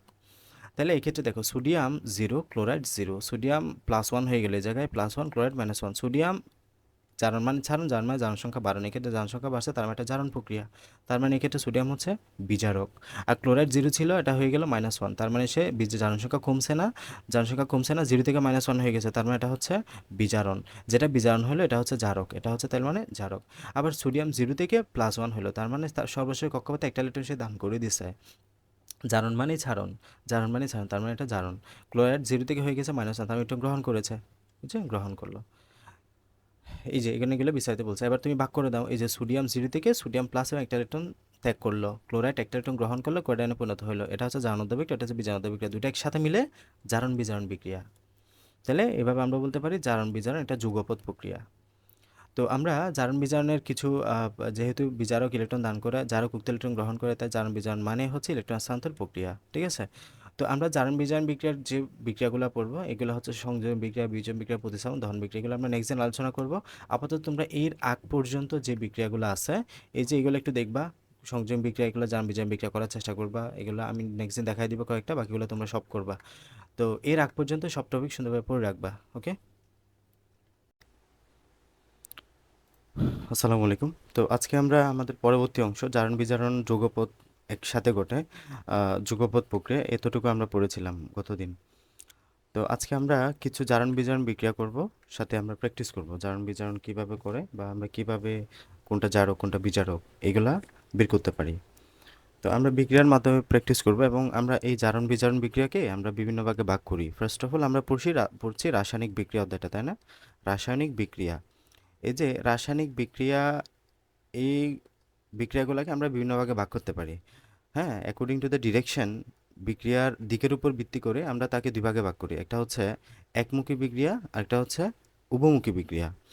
এরপরে according to the change of the heat, তাপ এর পরিবর্তনের উপর ডিপেন্ড করে আমরা দুই ভাগে ভাগ করি। একটা হচ্ছে তাপোৎপাদী বিক্রিয়া, একটা হচ্ছে তাপহারী বিক্রিয়া। এরপরে আরেকটা হচ্ছে ইলেকট্রন স্থানান্তরের উপর ভিত্তি করে, ইলেকট্রন স্থানান্তরের উপর ভিত্তি করে আমরা দুই ভাগে ভাগ করি। একটা হচ্ছে কোনো কিছু কিছু বিক্রিয়া ইলেকট্রন স্থানান্তর ঘটে, আরেকটা হচ্ছে কোনো কোনো বিক্রিয়া ইলেকট্রন স্থানান্তর ঘটে না। যেসব বিক্রিয়ায় ইলেকট্রন স্থানান্তর ঘটে তাকে আমরা বলি রেডক্স বিক্রিয়া, যেসব বিক্রিয়ায় ইলেকট্রন স্থানান্তর ঘটে তাকে আমরা রেডক্স বিক্রিয়া বলি, যেসব বিক্রিয়া ইলেকট্রন স্থানান্তর ঘটে না তাকে আমরা নন রেডক্স বিক্রিয়া বলে থাকি। তো আমরা এই রেডক্স বিক্রিয়া নিয়ে এখন পড়ছি। এই রেডক্স বিক্রিয়া, যার রেড শব্দটা আছে রিডাকশন থেকে মানে বিজারণ, অক্স শব্দটা আছে অক্সিডেশন থেকে মানে জারণ। এই যে রিডাকশন এবং অক্সিডেশন একসাথে রিডাক্স, এবং এই রিডক্স মানে হচ্ছে জারণ বিজারণ। এই যে আমরা যে উদাহরণগুলো এখন পড়ব, একটা হচ্ছে সংযোজন বিক্রিয়া, একটা হচ্ছে বিয়োজন বিক্রিয়া, একটা হচ্ছে প্রতিস্থাপন বিক্রিয়া, একটা হচ্ছে দহন বিক্রিয়া। এই সবগুলো বিক্রিয়া হচ্ছে আমাদের রেডক্স বিক্রিয়ার উদাহরণ, ঠিক আছে? তো এছাড়াও আমরা আরও দুটো বিক্রিয়া পড়ব, একটা হচ্ছে অধঃক্ষেপণ বিক্রিয়া, একটা হচ্ছে অধঃক্ষেপণ বিক্রিয়া, আরেকটা হচ্ছে এটা কি জানি, প্রশমন বিক্রিয়া। একটা হচ্ছে অধঃক্ষেপণ বিক্রিয়া, এটা হচ্ছে প্রশমন বিক্রিয়া। এই দুটা পড়বো আমরা নন রেডক্স বিক্রিয়ার আন্ডারে, নন রেডক্স বিক্রিয়ার আন্ডারে। তাহলে আমরা টোটাল 6 রকমের বিক্রিয়া আমাদের এই অধ্যায়ে আলোচনা করব। একটা হচ্ছে সংযোজন, বিয়োজন, প্রতিস্থাপন, দহন। এই 4টা বিক্রিয়া রেডক্স বিক্রিয়ার আন্ডারে পড়বে, মানে এই বিক্রিয়াগুলোতে ইলেকট্রনের আদান প্রদান ঘটবে, এই বিক্রিয়াগুলোতে ইলেকট্রনের স্থানান্তর ঘটবে। তো এই জন্য এগুলোকে আমরা রেডক্স বিক্রিয়া বলছি। এই যে এখানে তুমি জারণ বিজারণ বিক্রিয়া দেখতে পাবা। আর যেগুলোতে ইলেকট্রনের স্থানান্তর ঘটবে না তারা হচ্ছে নন রেডক্স বিক্রিয়া। আমরা নন রেডক্স বিক্রিয়া পড়বো, অধঃক্ষেপণ এবং প্রশমন বিক্রিয়া। এই দুটো বিক্রিয়া আমরা সবার শেষে পড়বো, আপাতত আমরা এইগুলো সম্পর্কে পড়ি। তাহলে তোমাকে যদি কোয়েশ্চেন করা হয় কোনটা রেডক্স বিক্রিয়া না, এখান থেকে তোমাকে যেগুলো 3টা দেওয়া হবে ওপর একটা দিবে, হয় অধঃক্ষেপণ বিক্রিয়া না হয় প্রশমন বিক্রিয়া। আনসার হবে অধঃক্ষেপণ বা প্রশমন বিক্রিয়া, ঠিক আছে? তাহলে রেডক্স বিক্রিয়া হচ্ছে মূলত এগুলাই। তো আসো আমরা যদি একটা একটা নিয়ে পড়ি, সংযোজন বিক্রিয়া বা এডিশন রিয়াকশন। সংযোজন বিক্রিয়া বা এডিশন রিয়াকশন। তাহলে সংযোজন বিক্রিয়া বা এডিশন রিয়াকশন কাকে বলবা? যে জারণ বিজারণ বিক্রিয়ায় 2 বা ততোধিক রাসায়নিক পদার্থ পরস্পরের সাথে যুক্ত হয়ে একটি মাত্র উৎপাদ তৈরি করে তাকে আমরা সংযোজন বিক্রিয়া বলি। তাহলে সংযোজন বিক্রিয়ার নামে আছে সংযোজন হবে, এক্ষেত্রে কি সংযোজন হবে? 2 বা ততোধিক বিক্রিয়ক একসাথে হবে, একসাথে হয়ে পরস্পর যুক্ত হয়ে নতুন একটা মাত্র উৎপাদ তৈরি করবে। তাহলে একাধিক বিক্রিয়ক একসাথে হয়ে একটা বড় উৎপাদ তৈরি করার যে প্রক্রিয়া সেটাকে বলছি আমরা সংযোজন বিক্রিয়া। এবং এটা অবশ্যই একটা আমাদের জারণ বিজারণ বিক্রিয়া হবে, কারণ এক্ষেত্রে ইলেকট্রনের স্থানান্তর আমরা দেখব। মনে করি এই জায়গায় ক্লোরিন কত, ক্লোরিনের জারণ মান 0, আয়রনের জারণ মান কত +2, এক্ষেত্রে ক্লোরিনের জারণ মান কত -1, এক্ষেত্রে আয়রনের জারণ মান কত +3, ক্লোরিনের জারণ মান কত -1। তো খেয়াল করো তো এখানে আমরা জারণ বিজারণ বিক্রিয়াটা কীভাবে হিসাব করি। তাহলে এগুলো প্রত্যেক বিক্রিয়া তোমরা কিন্তু প্র্যাকটিস করবা, আমি এখন কয়েকটা দেখাই দিব, বাকিগুলো তোমরা সব প্র্যাকটিস করবা। তাহলে আমি ক্লোরিনের জারণ মান কত দেখতে পাচ্ছি 0, আয়রনের জারণ মান কত +2, ক্লোরিনের জারণ মান কত -1, এক্ষেত্রে আয়রনের জারণ মান কত +3, ক্লোরিনের জারণ মান কত -1। এখন খেয়াল করো, আয়রন এক্ষেত্রে ক্লোরিন কি হয়েছে, আমরা জানি জারণ মানে ছারণ, জারণ মানে জারণ সংখ্যা বারণ, জারণ মানে ছারণ, জারণ মানে জারণ সংখ্যা বারণ। ক্লোরিন এক্ষেত্রে 0 হয়েছে, 0 থেকে সে কি হয়েছে -1 হয়েছে জারণ সংখ্যা, তার মানে জারণ সংখ্যা কমেছে না। আমরা জানি জারণ মানে ছারণ, জারণ মানে জারণ সংখ্যা বারণ, জারণ সংখ্যা বারণ মানে যদি জারণ হয় তাহলে জারণ সংখ্যা কমন, জারণ সংখ্যা কমা, এটা হবে বিজারণ। তাহলে এটা কি হবে? এই প্রক্রিয়াটার নাম হচ্ছে বিজারণ। এছাড়া আমরা জারণ মানে ছারণ, জারণ মানে ইলেকট্রন ছারণ, তার মানে বিজারণ মানে ইলেকট্রন গ্রহণ করা। এক্ষেত্রে ক্লোরিন 0, তার মানে কি এটার মধ্যে কোনো ইলেকট্রন বেশিও নাই, কোনো ইলেকট্রন কমও নাই, ইলেকট্রনের ঘাটতি 0। বাট এই ক্ষেত্রে ক্লোরিন -1 মানে বোঝাচ্ছে তার কাছে একটা ইলেকট্রন বেশি আছে। ক্লোরিন -1 মানে কি, এক্ষেত্রে 3টা ইলেকট্রনের জন্য -3, 3টা ইলেকট্রনের 3টা ক্লোরিনের জন্য -3, মানে 3টা ক্লোরিনের জন্য 3টা ইলেকট্রন বাড়তি আছে। তো এক্ষেত্রে আমরা বুঝতে পারছি ক্লোরিন 0 থেকে হয়ে গেছে এখানে ক্লোরিন -1, তার মানে কি বোঝাচ্ছে সে একটা ইলেকট্রন গ্রহণ করেছে। তার মানে বিজারণে কি করা হয়, বিজারণে ইলেকট্রন গ্রহণ করা হয়, এটা হচ্ছে আমাদের বিজারণ। এবং যে বিজারণ ঘটায় তার নাম কি, জারক। তার মানে ক্লোরিনটা এখানে কি, ক্লোরিনটা হচ্ছে জারক। এবার আসো আয়রনের ক্ষেত্রে, তাহলে ক্লোরিন বাদ এখন আয়রনে আসো। আয়রন 2+ থেকে হয়ে গেছে কত, আয়রন 3+, আয়রন 2+ থেকে হয়ে গেছে আয়রন 3+। তার মানে আমরা জারণ মানে ছারণ, জারণ মানে জারণ সংখ্যা বারণ, এক্ষেত্রে জারণ সংখ্যা ছিল 2, এক্ষেত্রে হয়ে গেছে সেটা 3, তার মানে জারণ সংখ্যা বেড়েছে না, তার মানে এটা একটা আমাদের জারণ প্রক্রিয়া। এবার আসো ইলেকট্রন সংখ্যা দিয়ে যদি হিসাব নিকাশটা করি, এই জায়গায় আয়রন 2+ মানে কি, তার কাছে 2টা ইলেকট্রনের ঘাটতি আছে। +2 আমরা প্লাস কখন লিখি, সোডিয়াম প্লাস কখন লিখি, তার মানে একটা ইলেকট্রন সে ত্যাগ করে দিচ্ছে। আয়রন 2+ মানে কি, তার মাঝে 2টা ইলেকট্রন সে ত্যাগ করে দিচ্ছে, তার মানে 2টা ইলেকট্রনের তার ঘাটতি আছে। আয়রন 3+ মানে বোঝাচ্ছে 3টা ইলেকট্রনের ঘাটতি আছে, তাহলে এই ক্ষেত্রে 2টা ইলেকট্রনের ঘাটতি থেকে 3টা ইলেকট্রনের ঘাটতি হয়ে গেল, তার মানে একটা ইলেকট্রনের ঘাটতি বেড়ে গেল না। বাড়া কখন হয়, ঘাটতি কখন বাড়বে, তখন সে দান করে দিবে, তার মানে সে ইলেকট্রন দান করেছে। এভাবে আয়রনে দেখতে পাবো আমরা যে ইলেকট্রন দান করেছে তার মানে প্রক্রিয়াটার নাম কি, এটা হচ্ছে জারণ প্রক্রিয়া। যে জারণ ঘটায় সে কে, এটা হচ্ছে বিজারক। এবার তোমরা জারণোদ্ধ বিক্রিয়া বিজারণোদ্ধ বিক্রিয়া লিখবা কীভাবে, এই যে আয়রন 3+, এই আয়রন 3+, আয়রন 2+, এখানে আয়রন 2+ একটা ইলেকট্রন ত্যাগ করেছে, একটা ইলেকট্রন ত্যাগ করে সে আয়রন 3+-এ পরিণত হয়েছে, এটা কি, এটা হচ্ছে জারণোদ্ধ বিক্রিয়া। বিজারণোদ্ধ বিক্রিয়া লিখো, বিজারণোদ্ধে ক্লোরিনটা ইলেকট্রন গ্রহণ করেছে, ক্লোরিনটা আমাদের এখানে ক্লোরিন 0, ক্লোরিন গ্যাসটা ইলেকট্রন ক্লোরিন 2, এটা ইলেকট্রন ওই যে আগত ইলেকট্রনটা সে গ্রহণ করবে এবং সে ক্লোরিন মাইনাসে পরিণত হবে। তো এভাবে এগুলো 2 ক্লোরিন মাইনাস হবে তখন এই ক্ষেত্রে। তো এটা ইয়ে করবা, সেমভাবে এটা হচ্ছে জারণ বিক্রিয়া, এটা জারণোদ্ধ বিক্রিয়া, এটা হচ্ছে বিজারণোদ্ধ বিক্রিয়া, দুটো একসাথে মিলে জারণ বিজারণ বিক্রিয়া। এগুলো টোটাল প্রসিডিউরটা দেখায় দিবা, আর কোনটা জারক কোনটা বিজারক এগুলো স্পষ্ট করে বলবা। সেমভাবে এই জায়গায় আমরা হাইড্রোজেন এবং অ্যামোনিয়াকে, এবং এটা কোন বিক্রিয়া, তাহলে এটা সংযোজন বিক্রিয়ার মাঝে আমরা কি দেখতে পাচ্ছি, জারণ বিজারণ বিক্রিয়া। এই জন্য আমরা সংযোজন বিক্রিয়াটাকে আমরা কি বলি, একটা রেডক্স বিক্রিয়াটা। নাইট্রোজেন হাইড্রোজেনের মাঝে দেখো এখানে জিরো, এখানেও কত হবে জিরো। আমরা জানি একক যে যে কোনো মুক্ত মৌলের জারণ সংখ্যা কী হয়, জিরো হয়। এক্ষেত্রে নাইট্রোজেনের ক্ষেত্রে আমরা কি দেখতেছি, এটা হচ্ছে আমাদের নাইট্রোজেনের ক্ষেত্রে এটা হচ্ছে আমাদের +1, তার মানে এটা হবে আমাদের নাইট্রোজেন, যেহেতু এখানে তিনটা ইলেকট্রন, এখানে এটা যদি তুমি তিনটা হাইড্রোজেনের জন্য +3 ধরো, এটা হবে -3 তাহলে নাইট্রোজেনের জন্য। তাহলে এটা নাইট্রোজেন জিরো থেকে হাইড্রোজেন, খেয়াল করো হাইড্রোজেন এখানে জিরো, হাইড্রোজেন জিরো থেকে হয়ে গেছে +3, তার মানে এক্ষেত্রে হাইড্রোজেন তিনটা ইলেকট্রন সে হাইড্রোজেন জিরো থেকে +3 হয়েছে, তার মানে জারণ মানে ছাড়ন, যার মানে জারণ সংখ্যা বাড়ানো, এক্ষেত্রে জারণ সংখ্যা বাড়ছে না, জিরো থেকে 3, তার মানে এটা হচ্ছে কি, এটা হচ্ছে আমাদের জারণ প্রক্রিয়া, এবং এটা হচ্ছে কি বিজারক। নাইট্রোজেনের ক্ষেত্রে এক্ষেত্রে আমাদের নাইট্রোজেন জিরো থেকে হয়ে গেছে -3, তার মানে জারণ সংখ্যা কমেছে না, জারণ সংখ্যা কমা মানে কি বিজারণ প্রক্রিয়া, এবং এটা হচ্ছে কি জারক। তো যেসব সংযোজন বিক্রিয়ায় শুধু মৌলিক পদার্থ যুক্ত হয়ে যৌগ গঠন করে তাদেরকে সংশ্লেষণ বিক্রিয়া বলা হয়। আচ্ছা, সংযোজন বিক্রিয়ার মধ্যে আবার কিছু ভাগ আছে। যে সকল সংযোজন বিক্রিয়া শুধু মৌলিক পদার্থ যুক্ত হয়ে নতুন যৌগ গঠন করে তাকে আমরা বলি সংশ্লেষণ বিক্রিয়া। অ্যামোনিয়া গ্যাস উৎপাদন একটা সংশ্লেষণ বিক্রিয়া এবং একসাথে সংযোজন বিক্রিয়াও। এক্ষেত্রে এটা দেখো তো, নাইট্রোজেন অ্যামোনিয়া হাইড্রোজেনের সাথে বিক্রিয়া করে, এখানে নাইট্রোজেন একটা মৌলিক গ্যাস, মৌলিক পদার্থ, হাইড্রোজেন একটা মৌলিক পদার্থ, ঠিক আছে। তো এক্ষেত্রে আমাদের দুটা মৌলিক পদার্থ একসাথে হয়ে নতুন একটা পদার্থ তৈরি হয়, এটা একটা সংযোজন বিক্রিয়াও। সাথে সংযোজন বিক্রিয়ার মাঝে আবার আমরা যদি প্রকারভেদ করি তাহলে এটা সংশ্লেষণ বিক্রিয়াও হবে। বাট উপরেরটা দেখো, এক্ষেত্রে ক্লোরিনটা তোমার, হ্যাঁ এটা মৌলিক পদার্থ, বাট আয়রন ক্লোরাইড এটা কিন্তু মৌলিক পদার্থ না, এটা যৌগিক হয়ে গেছে, কারণ এর মাঝে আয়রন আছে, ক্লোরাইড আছে, দুইটা ভিন্ন মৌল আছে, এই জন্য এটা যৌগিক। এবার আসে বিয়োজন বিক্রিয়া, ডিকম্পোজিশন রিয়েকশন।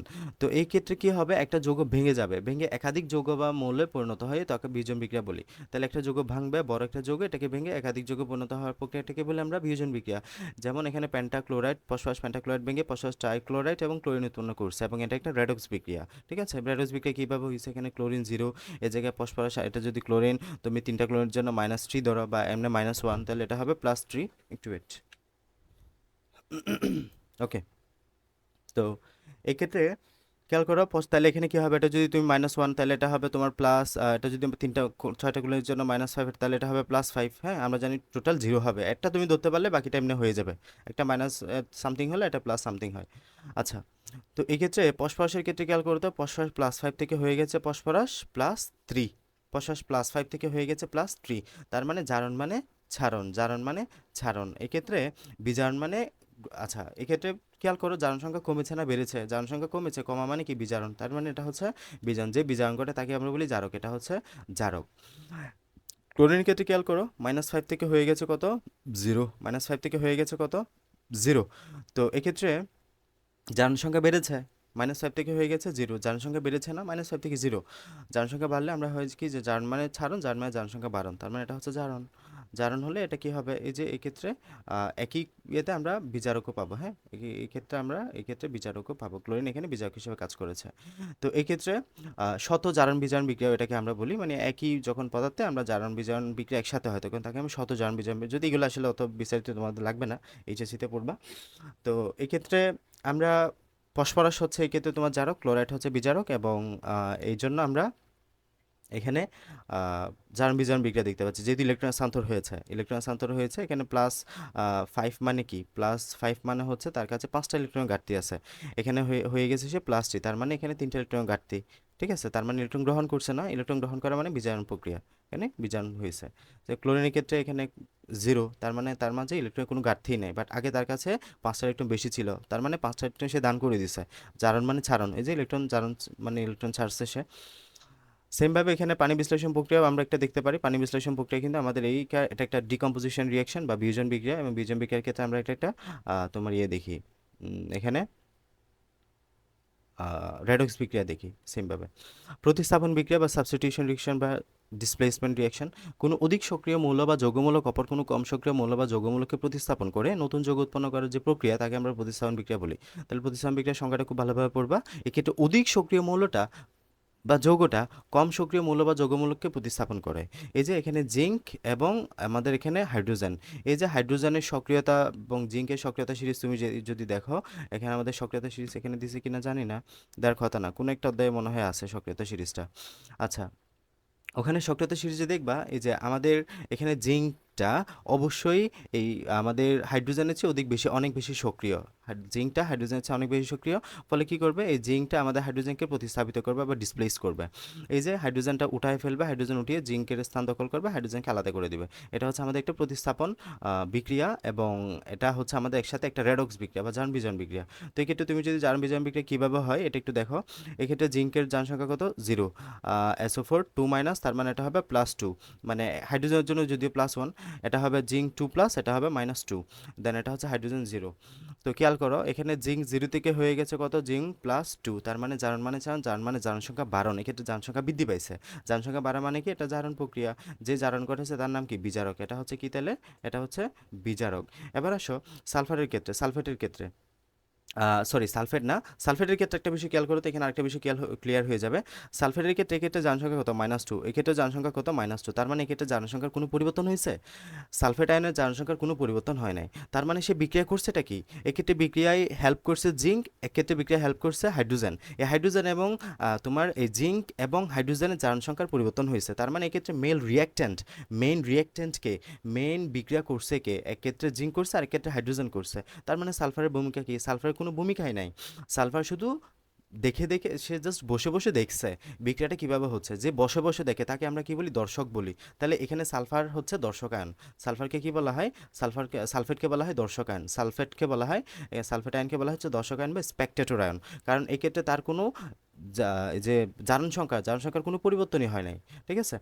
আচ্ছা তাহলে সালফেট তো গেল, সালফেট দর্শকায়ন। এক্ষেত্রে হাইড্রোজেন +2 ছিল, হাইড্রোজেন +2 থেকে হাইড্রোজেন হয়ে গেছে কত, 0, তার মানে জারণ মানে ছাড়ন, জারণ মানে জারণ সংখ্যা বাড়ন, তার মানে বিজারণ মানে কি, জারণ সংখ্যা কমন। তাহলে এক্ষেত্রে +2 থেকে 0 হয়েছে, তার মানে এটা কি, বিজারণ হয়েছে, বিজারণ। যে বিজারণ ঘটে তার নাম কি, জারক। এক্ষেত্রে আমাদের হাইড্রোজেন, স্পেসিফিক্যালি হাইড্রোজেন হচ্ছে তোমার কি, জারক। যে বিজারণ ঘটিয়েছে তার নাম কি, জারক, তার মানে এটা হচ্ছে জারক। এখন আসো, জিঙ্ক 0 থেকে কি হয়েছে, +2 হয়েছিল, এবং এটা হচ্ছে আমাদের কোন প্রক্রিয়া, জারণ প্রক্রিয়া, জারণ মানে ছাড়ন। দেখো ছাড়ছে কিনা, জিঙ্ক 0 মানে কি, তার কাছে কোনো ইলেকট্রনের ঘাটতিও নাই, কোনো ইলেকট্রনের বেশিও নাই, মানে বেশিও নাই কমও নাই, জিঙ্ক 0, সে নিউট্রাল।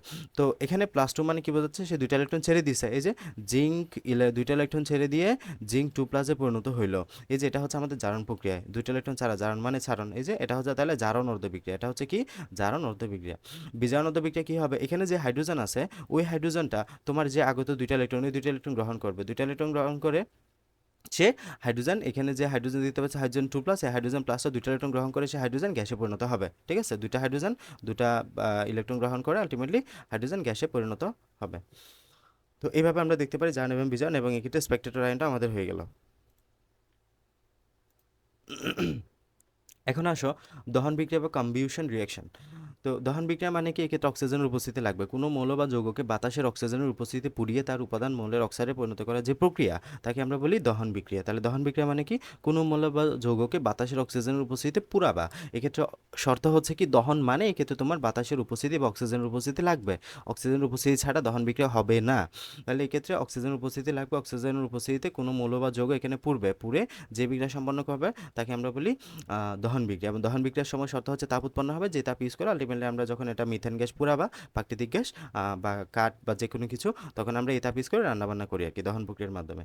তো দহন বিক্রিয়ায় সবসময় তাপ উৎপন্ন হয়, এই প্রক্রিয়ায় ইলেকট্রনের আদান প্রদান ঘটে, যেমন প্রাকৃতিক গ্যাস বা মিথেন বাতাসে অক্সিজেনের সাথে বিক্রিয়া করে কার্বন ডাইঅক্সাইড এবং পানি উৎপন্ন হয়, এবং এটা একটা দহন প্রক্রিয়ার উদাহরণ। এই যে মিথেন অক্সিজেনের সাথে বিক্রিয়া করে কার্বন ডাইঅক্সাইড এবং পানি বা গ্যাস বা বাষ্প যেটাকে আমরা বলি, এবং তাপ উৎপন্ন হয়েছে। তো এটা কিন্তু আমাদের দহন বিক্রিয়া। ওই যে জারণ বিজারণ বিক্রিয়া বা রেডক্স বিক্রিয়া, তুমি এখানে এই ইলেকট্রন ইয়াগুলো দেখবা, এখানে কোনটার জারণ সংখ্যা কীরকম হয়েছে এগুলো তোমরা প্র্যাকটিস করবা।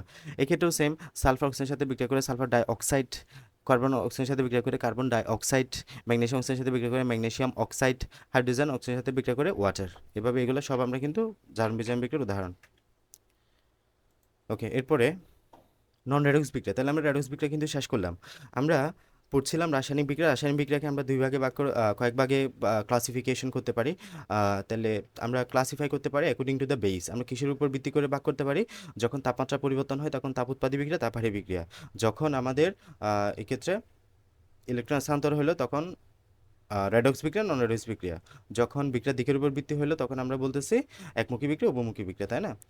তো এখন আমরা পড়ব নন রেডক্স বিক্রিয়া বা এক্ষেত্রে একটা জারণ বিজারণ বিক্রিয়া না। রেডক্স বিক্রিয়া যদি জারণ বিজারণ বিক্রিয়া হয়, নন রেডক্স বিক্রিয়া হবে মানে কি, তাহলে যেটা জারণ বিজারণ বিক্রিয়া না। তাহলে এমন অনেক রাসায়নিক বিক্রিয়া দেখা যায় যেখানে ইলেকট্রন আদান প্রদান ঘটে না। এই ধরনের রাসায়নিক বিক্রিয়াকে নন রেডক্স বিক্রিয়া বলা হয়। তাহলে নন রেডক্স বিক্রিয়া কাকে বলবা? যারা যারা আমাদের এক্ষেত্রে ইলেকট্রন স্থানান্তর ঘটবে না। এই ধরনের বিক্রিয়ায় যেহেতু ইলেকট্রন আদান প্রদান ঘটে না, সুতরাং বিক্রিয়ায় কোনো পরমাণুর জারণ সংখ্যা হ্রাস বৃদ্ধি ঘটবে না। তাহলে এক্ষেত্রে হ্রাস বৃদ্ধি ঘটবেই না। নিম্নে কোনো রেডক্স বিক্রিয়া, তাহলে আমরা দুই প্রকার রেডক্স বিক্রিয়া আমাদের বই পড়বো। একটা হচ্ছে প্রশমন বিক্রিয়া, একটা হচ্ছে অধঃক্ষেপণ বিক্রিয়া, অলরেডি আমি বলেছি। তাহলে আমরা যে রেডক্স বিক্রিয়া কী কী পড়ছিলাম? রেডক্স বিক্রিয়া পড়েছিলাম সংযোজন বিক্রিয়া, বিয়োজন বিক্রিয়া, আরেকটা হচ্ছে প্রতিস্থাপন বিক্রিয়া, লাস্টে হচ্ছে দহন বিক্রিয়া। 4 প্রকারের রেডক্স বিক্রিয়া পড়েছি যেখানে ইলেকট্রন আদান প্রদান হচ্ছে, জারণ বিজারণ বিক্রিয়া হচ্ছে। বাট এইগুলা হচ্ছে নন রেডক্স বিক্রিয়া, মানে এখানে জারণ বিজারণ বিক্রিয়াটা হবে না। লাইক প্রশমন বিক্রিয়া, যেটা হচ্ছে নিউট্রালাইজেশন রিঅ্যাকশন, একটা হচ্ছে অধঃক্ষেপণ বিক্রিয়া বা সাপ্লিমেশন নাকি সাবস্টিটিউশন, কি জানি এটা, প্রিসিপিটেশন রিঅ্যাকশন। ঠিক আছে, অধঃক্ষেপণ পড়বে, প্রিসিপিটেট হবে, অধঃক্ষেপণ পড়বে, অধঃক্ষেপ পড়বে। আচ্ছা, প্রশমন বিক্রিয়া। তো নিউট্রালাইজেশন রিঅ্যাকশন, প্রশমন বিক্রিয়া আমরা কাকে বলি? এক্ষেত্রে আমরা তার ছোটোকাল থেকে এটা মনে পড়ে আসতেছি। একটা অ্যাসিড একটা ক্ষার পরস্পরের সাথে বিক্রিয়া করবে, বিক্রিয়া করে যখন লবণ এবং পানি উৎপন্ন করবে তখন তাকে আমরা বলি প্রশমন বিক্রিয়া। তাহলে প্রশমন বিক্রিয়া কাকে বলবা? একটা অ্যাসিড এবং ক্ষার যখন পরস্পরের সাথে বিক্রিয়া করে প্রশমিত হয়ে লবণ এবং পানি উৎপন্ন করে তাকে আমরা বলি প্রশমন বিক্রিয়া। প্রশমন বিক্রিয়া কাকে বলে? একটা অ্যাসিড ক্ষার বিক্রিয়া করে, এই যে অ্যাসিড এই যে ক্ষার বিক্রিয়া করে লবণ এবং পানি উৎপন্ন করে তাকে আমরা প্রশমন বিক্রিয়া বলি। এই বিক্রিয়াকে প্রশমন বিক্রিয়া বলা হয়। এই ধরনের বিক্রিয়াকে অ্যাসিড ক্ষার বিক্রিয়াও বলা হয়। HCl এবং সোডিয়াম হাইড্রোক্সাইড পরস্পরের সাথে বিক্রিয়া করে সোডিয়াম ক্লোরাইড লবণ এবং পানি উৎপন্ন করে, এটা একটা প্রশমন বিক্রিয়া। এই যেখানে দেখো HCl সোডিয়াম হাইড্রোক্সাইড, এখানে আমাদের এই যে দেখতেছো এখানে প্লাস, এখানে মাইনাস, এখানে প্লাস, এখানে মাইনাস। তো এই পজিটিভটা যাবে কার সাথে? এই যে আমাদের নেগেটিভের সাথে। এই যে H এবং OH মিলে কি ফর্ম করবে? H2O। H2, এই যে আমাদের পানি গরম ফর্ম হয়েছে। এখানে পজিটিভটা, এখানে নেগেটিভটা, এই যে সোডিয়াম ক্লোরাইড, সোডিয়াম ক্লোরাইড লবণ উৎপন্ন হয়েছে। এভাবে আমাদের প্রশমন বিক্রিয়াটা হয়। এবং এখানে কিন্তু আমাদের জারণ সংখ্যার কোনো রকম কোনো পরিবর্তন হবে না। ঠিক আছে, এক্ষেত্রে দেখো সোডিয়াম প্লাস না, এখানেও সোডিয়াম প্লাস না, তার মানে জারণ সংখ্যার কোনো পরিবর্তন হয়নি। এখানে ক্লোরিন মাইনাস না, ক্লোরিন মাইনাস না, এখানেও ক্লোরিন মাইনাস না, তার মানে জারণ সংখ্যার কোনো পরিবর্তন হয় নাই। তো এই যে প্রশমন বিক্রিয়া কিন্তু সর্বদা তাপ উৎপন্ন হয়, এটা একটু মনে রাখবা। প্রশমন বিক্রিয়া একটা তাপ উৎপাদী বিক্রিয়া, এগুলো পরীক্ষায় আসে, এগুলো পরীক্ষায় আসে। প্রশমন বিক্রিয়া একটা কি? তাপ উৎপাদী বিক্রিয়া। প্রশমন বিক্রিয়ায় কিছু পরিমাণে তাপ উৎপন্ন হয়। প্রশমন বিক্রিয়ায় আমাদের এটা একটা কি? তাপ উৎপাদী বিক্রিয়া, এবং অ্যাসিড এবং ক্ষার উভয়ই তীব্র হলে তাপের পরিমাণ ΔH এর মান হয় -57.34 কিলো জুল। 34 কিলো জুল মানে 57.34 কিলো জুল। তাহলে প্রশমন বিক্রিয়াটা তাপ উৎপাদী বিক্রিয়া। এখানে যদি ভাগ আছে, যখন তুমি অ্যাসিড ক্ষারে তীব্র হবে, তীব্র অ্যাসিড এবং তীব্র ক্ষার, তীব্র অ্যাসিড এবং তীব্র ক্ষার, তীব্র অ্যাসিড মনে করো সালফিউরিক অ্যাসিড, তীব্র ক্ষার H2SO4, তীব্র ক্ষার দিলা যেমন সোডিয়াম হাইড্রোক্সাইড, পটাশিয়াম হাইড্রোক্সাইড, এগুলো তীব্র ক্ষার। এই যে তীব্র অ্যাসিড তীব্র ক্ষার যখন বিক্রিয়া করবে তখন তাপের মান হবে কত? ΔH এর মান -57.34 কিলো জুল। মাইনাস কেন দিছে? কারণ এটা তাপ উৎপাদী বিক্রিয়া। তাপ উৎপাদী বিক্রিয়া ΔH এর মান কি হয়? নেগেটিভ হয়। তাপ উৎপাদী বিক্রিয়া ΔH এর মান নেগেটিভ হয়। প্রশমন বিক্রিয়ায় অ্যাসিড হাইড্রোজেন আয়ন সরবরাহ করে এবং ক্ষার হাইড্রোক্সাইল আয়ন সরবরাহ করে। খেয়াল করো, এই যেখানে HCl, এই যেখানে সোডিয়াম হাইড্রোক্সাইড, ঠিক আছে, এই যেখানে HCl যদি ভাঙছে, এখানে HCl এবং সোডিয়াম হাইড্রোক্সাইড। এই যে এখানে আমাদের পানি ফর্ম হয়েছে না, পানিকে ভাঙলে তুমি কি কি পাবা? হাইড্রোজেন আয়ন পাবা এবং OH আয়ন পাবা। এই যে হাইড্রোজেন আয়নকে দান করছে কে? এখানে অ্যাসিড, এই যে অ্যাসিড হাইড্রোজেন আয়নটা দান করছে, অ্যাসিড হাইড্রোজেন আয়নটা দান করছে। এই যে OH আয়নটা দান করছে কে? এই যে ক্ষার, এই যে OH আমাদের হাইড্রোক্সাইল আয়নটা দান করছে। এই যে এটাই বলছে অ্যাসিড, এই প্রশমন বিক্রিয়ায় অ্যাসিড হাইড্রোজেন আয়ন সরবরাহ করে, ক্ষার হাইড্রোক্সাইল আয়ন সরবরাহ করে। উক্ত আয়ন দুটি পরস্পরের সাথে বিক্রিয়া করে পানি উৎপন্ন করে এবং সোডিয়াম ক্লোরাইড জলীয় দ্রবণে সোডিয়াম আয়ন এবং ক্লোরাইড হিসেবে থাকে। এই যে HCl এবং OH মিলে পানি, সোডিয়াম এবং ক্লোরাইড মিলে সোডিয়াম ক্লোরাইড ফর্ম করে। তাহলে এখানে সোডিয়াম এবং ক্লোরাইড মূলত বিক্রিয়া অংশগ্রহণ করেই না, এখানে আয়নদের বিক্রিয়া অংশগ্রহণ করে না সোডিয়াম এবং ক্লোরাইড, এবং এদেরকে দর্শক আয়ন বলা হয়। ওই যে অনেকটা সালফারের মতো, ঠিক আছে, অনেকটা সালফারের মতো। তো এই যে এখানে আমাদের মেইন যেটা প্রশমন, সেটা হচ্ছে মূলত আমাদের এই যে হাইড্রোজেন এবং পানির মাঝে হয়, OH এর মাঝে হয় হাইড্রোজেন।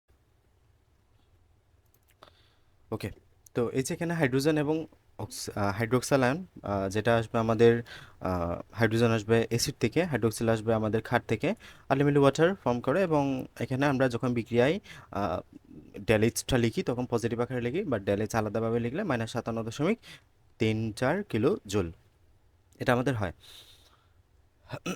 তো এখানে বলে দিছে আসলে এক মোল পানি উৎপন্ন করতে আমাদের যে পরিমাণ তাপ শোষিত হয় তাকে প্রশমন তাপ বলা হয়। প্রশমন বিক্রিয়া তাহলে আমরা কি পড়বো? প্রশমন তাপ পড়বো। প্রশমন তাপ কি? এক মোল পানি উৎপন্ন করতে যতটুকু যে পরিমাণ তাপ উৎপন্ন হয় তাকে আমরা প্রশমন তাপ বলি। হিসাব করে দেখা গেছে যে এক মোল পানি উৎপন্ন করতে এত কিলোজুল তাপ উৎপন্ন হয়। এরপর আসে অধঃক্ষেপণ বিক্রিয়া বা প্রিসিপিটেশন রিঅ্যাকশন। অধঃক্ষেপণ বিক্রিয়া কাকে বলে?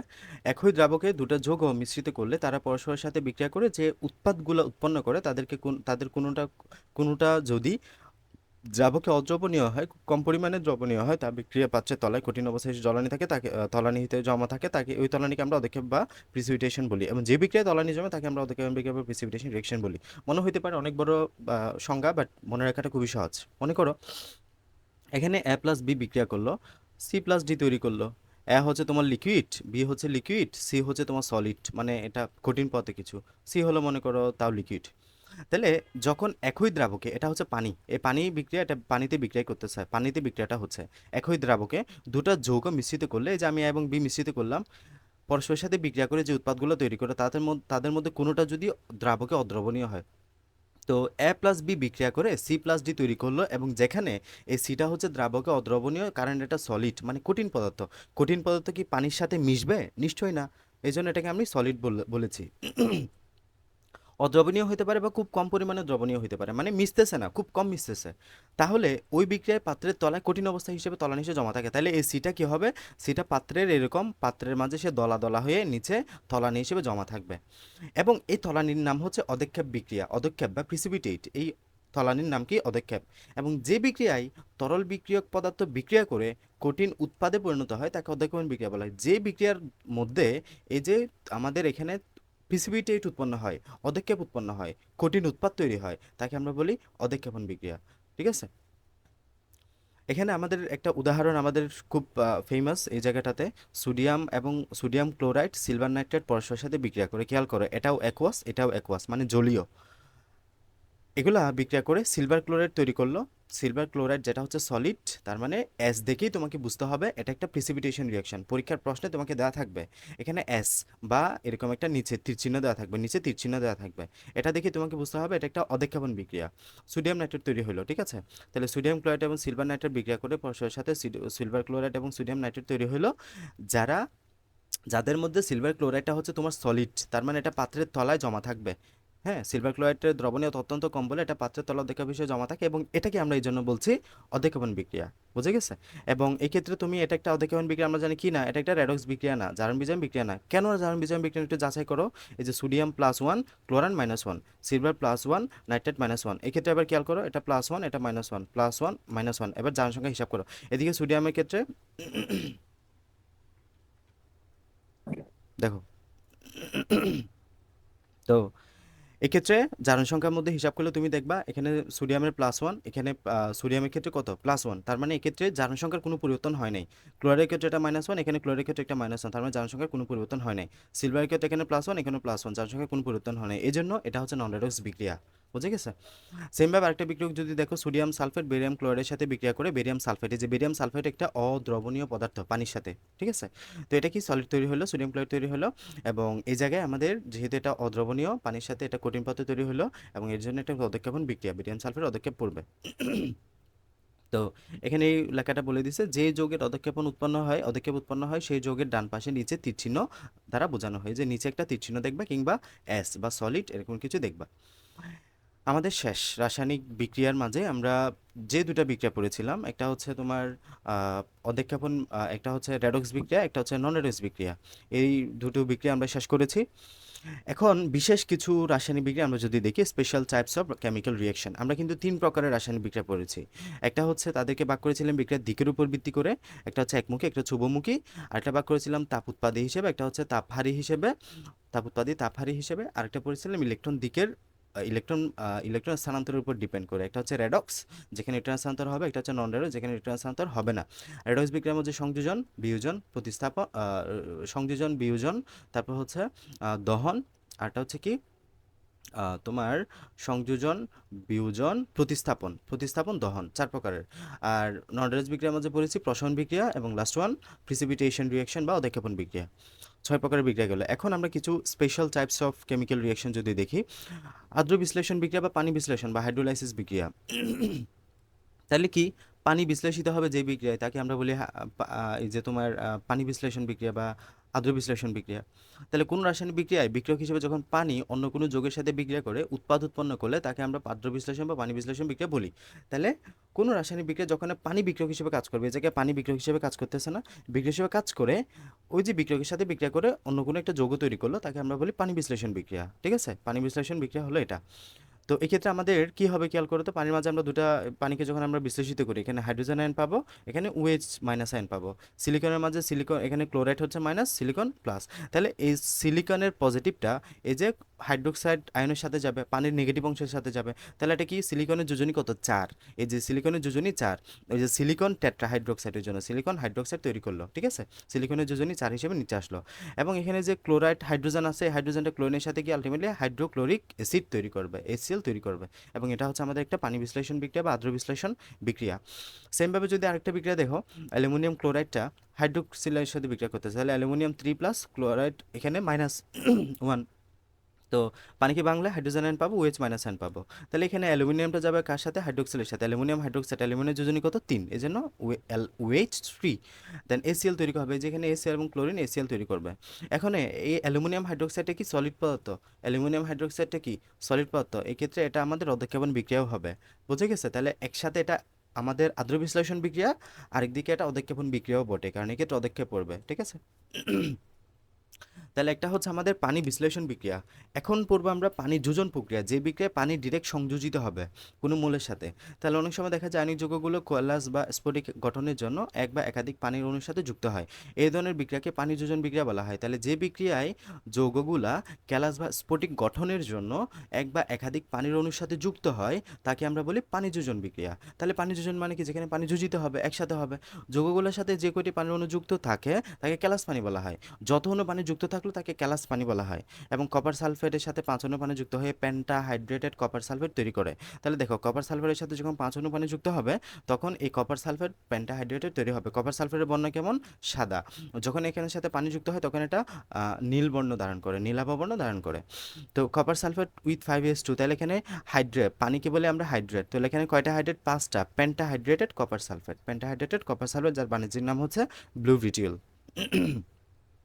জিঙ্ক সালফেটের সাথে কত অণু, 7 অণু। এই যে হ্যাফটা হাইড্রেটেড, 7 মানে কি, হ্যাফটা হাইড্রেটেড জিঙ্ক সালফেট। তারপরে ফেরাস সালফেটের সাথে কয় অণু, ফেরাস সালফেটের সাথে হচ্ছে আমাদের 7 অণু। তাহলে এটা ফেরাস কেন বলছি, কারণ আমাদের যোজন মান কত ইউজ হয়েছে, যে আয়রন 2 প্লাস না, আয়রন 2 প্লাস, তাই এখানে আমরা বলছি ফেরাস, এখানে কি বলছি, ফেরাস। আর যখন আয়রন 3 হইতো, এই যে এটা হইলে আয়রন SO4 3A2, এটা হচ্ছে কি, এটা হচ্ছে ফেরিক সালফেট। এটা কি, এটা হচ্ছে ফেরিক সালফেট। এখানে আয়রনের যোজনী কত ইউজ হয়েছে, 3 ইউজ হয়েছে। বাট এখানে FeSO4 আয়রনের যোজনী কত ইউজ হয়েছে, 2 ইউজ হয়েছে। তাই ফেরাস সবচেয়ে বেশি যোজনী, যেটা বড় যোজনী, যেটা এটাকে বলি ফেরিক। কম যোজনী যেটা, এটাকে বলা হচ্ছে ফেরাস। তো এটা হচ্ছে ফেরাস সালফেট উইথ 7s2, মানে হ্যাফটা হাইড্রেটেড ফেরাস সালফেট। ক্যালসিয়াম ক্লোরাইডের সাথে হেক্সা হাইড্রেটেড ক্যালসিয়াম ক্লোরাইড, ম্যাগনেসিয়াম ক্লোরাইডের সাথে হ্যাফটা হাইড্রেটেড ম্যাগনেসিয়াম ক্লোরাইড। কার সাথে কত অণু পানি যুক্ত হয়েছে, এটা মুখস্থ রাখবা। এবার আসে আমরা আরেক প্রকার একটা যদি বিক্রিয়া দেখি, সমানীকরণ বা আইসোমারাইজেশন রিয়াকশন। তো এক্ষেত্রে দেখা যাবে তাদের আণবিক সংকেত একই।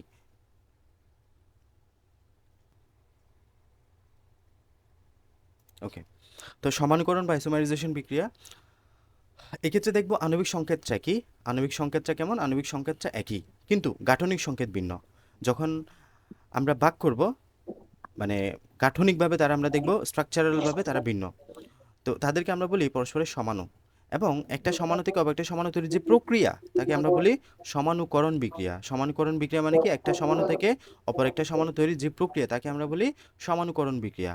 খেয়াল করো, এখানে আমাদের অ্যামোনিয়াম সায়ানাইড দেওয়া আছে। এখানে কি, গণত মাইক্রোফোন অফ করো। আচ্ছা, তো এখানে তুমি এই অ্যামোনিয়াম সায়ানাইডের মাঝে নাইট্রোজেনের সংখ্যা গণনা করো, হাইড্রোজেনের সংখ্যা গণনা করো, অক্সিজেনের সংখ্যা গণনা করো, কার্বনের সংখ্যা গণনা করো।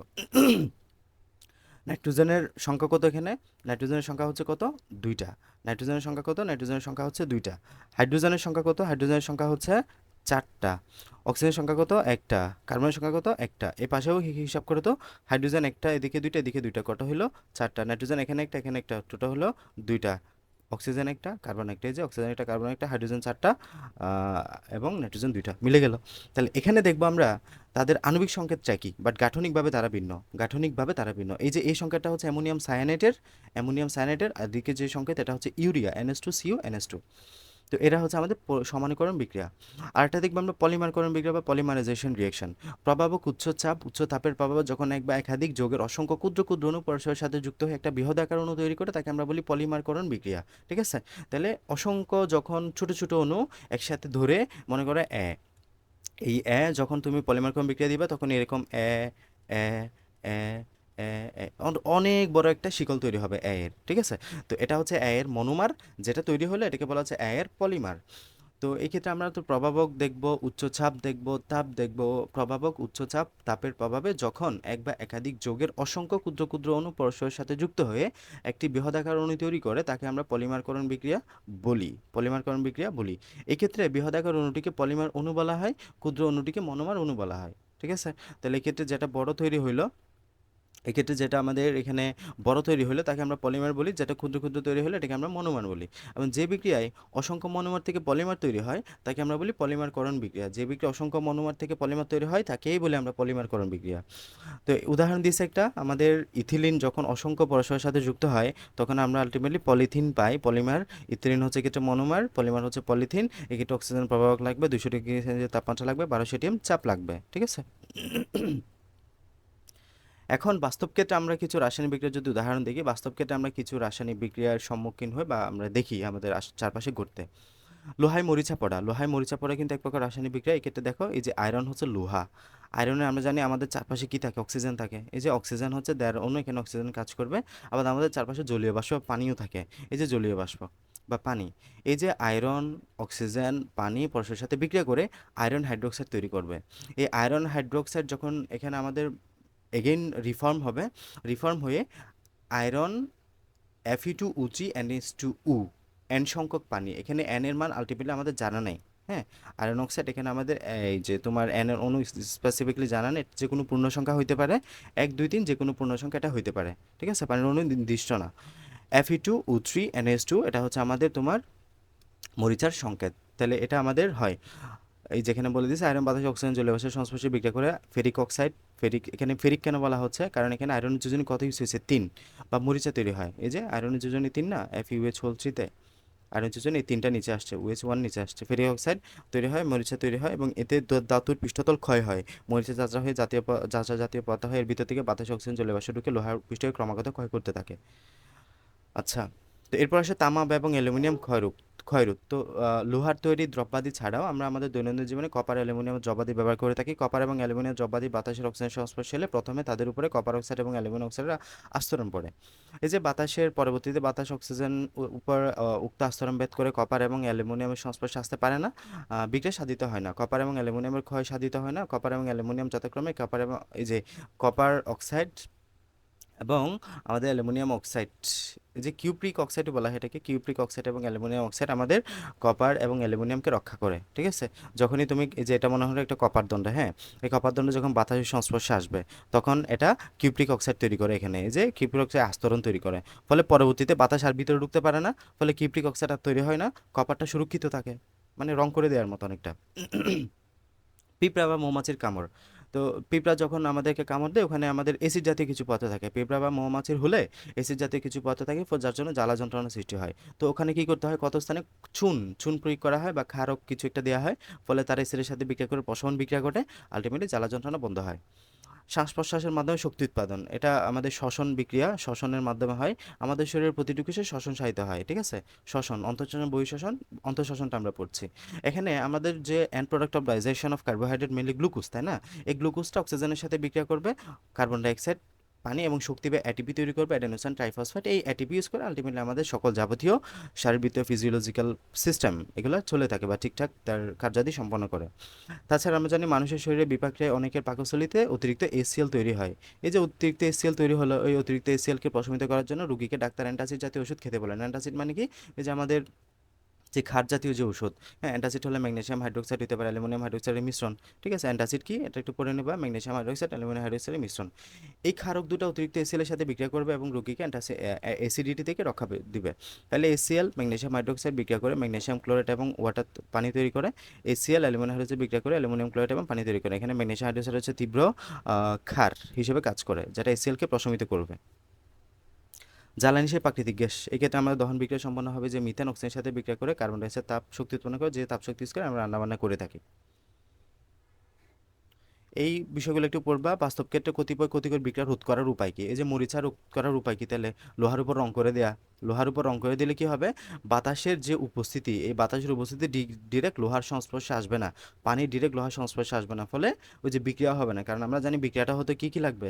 বিক্রিয়াটা হতে এখানে তোমার এই যে আয়রন তো লাগবে, সাথে অক্সিজেনও লাগবে, পানিও লাগবে। তো আমরা যদি এমন একটা ব্যবস্থা করি যেখানে অক্সিজেনও আয়রনের সংস্পর্শে আসবে না, পানিও অক্সিজেন আয়রনের সংস্পর্শে আসবে না, ফলে বিক্রিয়া হবে না। এই যে আমরা এই বিক্রিয়াটা, এই কাজটাই করি, রং করে দেই। রং করে দেওয়ার কারণে কি হয়? এই যে লোহার উপর রং করে দিলে সেটি আর বাতাসের সংস্পর্শে আসতে পারে না, ফলে মরিচা পড়তে পারে না। ওকে। তো এখানে আরো কিছু বলা হচ্ছে ইলেকট্রোপ্লেটিং, গ্যালভানাইজিং। এখানে গ্যালভানাইজিং কি? তড়িৎ বিশ্লেষণের মাধ্যমে কোনো ধাতুর উপর জিঙ্কের প্রলেপ দেওয়াকে বলা হচ্ছে গ্যালভানাইজিং। তাহলে গ্যালভানাইজিং এর সংজ্ঞাটা একটু পড়বা। এবং টিনের প্রলেপ দেওয়া, এসএন বা টিনের প্রলেপ দেওয়াকে বলা হচ্ছে টিন প্লেটিং। ওকে। তড়িৎ বিশ্লেষণের মাধ্যমে একটা ধাতুর উপর অন্য ধাতুর প্রলেপ দেওয়ার প্রক্রিয়াকে ইলেকট্রোপ্লেটিং বলা হয়, ইলেকট্রোপ্লেটিং বলা হয়। তাহলে এখানে তিনটা শব্দ, গ্যালভানাইজিং, প্লেটিং এবং ইলেকট্রোপ্লেটিং। বর্ষাকালে যখন ছাদের আঙ্গিনা বা বাড়ির আঙ্গিনা পিচ্ছিল হয়, তখন ওখানে কি দেওয়া হয়? বালি দেওয়া হয়। তাহলে বালি দেওয়া হলে কি হয়? আমরা জানি ছাদের আঙ্গিনা যেখানে পিচ্ছিল হয়, এখানে আমাদের মেলি ক্ষার জাতীয় পথের জন্য এটা হয়, পিচ্ছিল হয়। তাহলে এখানে যখন বালি দেওয়া হয়, বালির সংকেত কি? Silicon dioxide. এই সিলিকন ডাইঅক্সাইড ক্ষার জাতীয় পদার্থ বা অম্লধর্মী, সরি, এসিডীয় পদার্থ বা অম্লধর্মী। এই ক্ষার এবং অম্ল বিক্রিয়া করে আলটিমেটলি পশম বিক্রিয়া করে পিচ্ছিলতা দূর করে। এবার আসো, সেলাই করা সূচকে নারকেল তেলের ভিতরে ডুবিয়ে রাখা হয় কেন? যাতে এটা বাতাসে এবং সংস্পর্শে আসে এবং এখানে মরিচা না পড়ে। গেল। এরপর আমাদের ওদের লাস্টের টপিক হচ্ছে বিক্রিয়ার গতিবেগ এবং বিক্রিয়ার হার। বিক্রিয়ার গতিবেগ এবং বিক্রিয়ার হার। তো আমরা বিক্রিয়া পড়তেছিলাম এতদিন। বিক্রিয়া পড়ার সময় আমরা দেখলাম এ প্লাস বি বিক্রিয়ক বিক্রিয়া করে সি প্লাস ডি তৈরি করলো। তাহলে এগুলো হচ্ছে বিক্রিয়ক, এগুলো হচ্ছে উৎপাদ। তো এখানে আমাদের যদি আমরা বলি এগুলা হচ্ছে বিক্রিয়ক, বিক্রিয়ক থেকে কি তৈরি হলো? উৎপাদ তৈরি হলো। হার মানে কি বোঝায়? তার মানে এটা হচ্ছে বিক্রিয়া। হার মানে কি বোঝায়? হার মানে বোঝায় সময় দ্বারা ভাগ। এই যে বিক্রিয়ার হার মানে কি? বিক্রিয়ার হার মানে হচ্ছে সময় দ্বারা ভাগ। যদি বলা হয় একক সময়ে, যদি বলা হয় 1 সেকেন্ডে, যদি বলা হয় 1 মিনিটে, যদি বলা হয় 1 ঘন্টায় কতটুকু উৎপাদ তৈরি হলো, কতটুকু এখানে বিক্রিয়ক থেকে উৎপাদ তৈরি হলো, এটা হচ্ছে হার। তাহলে প্রতি একক সময়ে আমরা কি বলবো? তাহলে এটাকে একক সময়ে, এককটা যে কোনো কিছু হইতে পারে, 1 সেকেন্ড, 1 মিনিট, 1 ঘন্টা, যে কোনো কিছু হইতে পারে। একক সময়ে যে পরিমাণ বিক্রিয়ক উৎপাদে পরিণত হয় তাকে বিক্রিয়ার হার বলা হয়। তাহলে একক সময়ে যে পরিমাণ বিক্রিয়ক উৎপাদে পরিণত হয় তাকে বিক্রিয়ার হার বলা হয়। তাহলে বিক্রিয়ার হার কাকে বলে? একক সময়ে যে পরিমাণ বিক্রিয়ক উৎপাদে পরিণত হয় তাকে বিক্রিয়ার হার বলা হয়। আমরা জানি সকল বিক্রিয়ক উৎপাদে পরিণত হয়, এবং এই ক্ষেত্রে রাসায়নিক বিক্রিয়া হতে বিক্রিয়ক থেকে উৎপাদে পরিণত হতে 1 সেকেন্ডেরও কম সময় লাগে, আবার কোনো কোনো বিক্রিয়া বিক্রিয়ক উৎপন্ন হতে অনেক বেশি সময় লাগে। আচ্ছা, তো একক সময়ে যে পরিমাণ বিক্রিয়ক থেকে উৎপাদটা পাই আমরা তাকে বলি বিক্রিয়ার হার।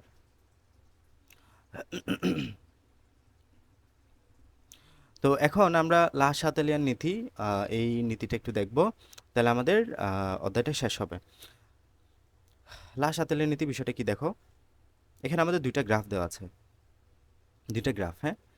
এবং এই দুইটা গ্রাফ বোঝার জন্য আমরা লিখি এখানে এ প্লাস বি বিক্রিয়া করে সি প্লাস ডি তৈরি হলো। এবং বলতে হবে এটা একটা উভমুখী বিক্রিয়া। উভমুখী বিক্রিয়া, কিন্তু এখানে উভমুখী বিক্রিয়া না বললে ভুল হবে। তো উভমুখী বিক্রিয়া কেন? এক্ষেত্রে এটা হচ্ছে বিক্রিয়ক, এটা হচ্ছে উৎপাদ।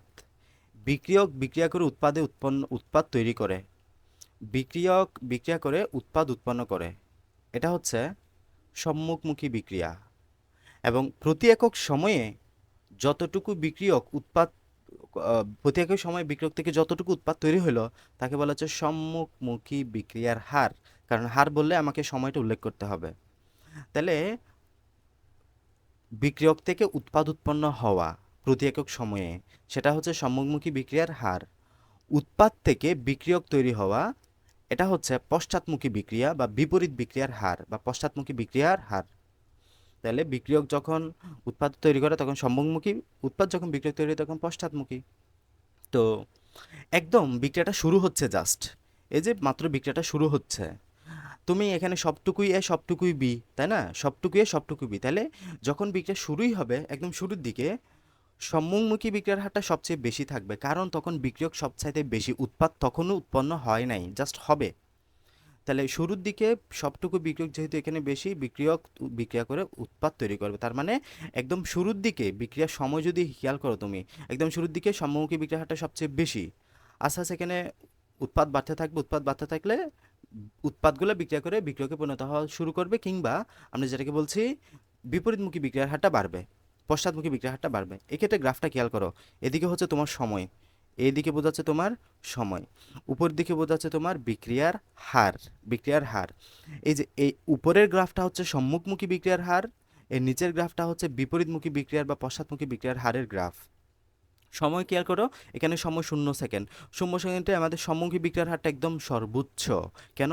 সময় যখন শুরু তখন একেবারে বিক্রিয়ার হার সবার চেয়ে বেশি থাকবে সম্মুখী বিক্রিয়ার হারটা, কারণ এখানে উৎপাদী বিক্রিয়কই সব। তাহলে যখন আস্তে আস্তে সময় যাচ্ছে, সম্মুখী বিক্রিয়ার হারটা আস্তে আস্তে কমতেছে, বিপরীতমুখী বিক্রিয়ার হারটা আস্তে আস্তে বাড়তেছে, কারণ এক্ষেত্রে উৎপাদ তৈরি হচ্ছে, উৎপাদগুলো আবার বিক্রিয়কে পরিণত হওয়া শুরু হলো। এই যে সম্মুখী বিক্রিয়ার হার কমলো, বিপরীতমুখী বিক্রিয়ার হার বললো, এবং একটা সময় গিয়ে যতটুকু বিক্রিয়ক উৎপাদে পরিণত হবে ঠিক ততটুকুই উৎপাদ আবার বিক্রিয়কে পরিণত হয়ে যাবে।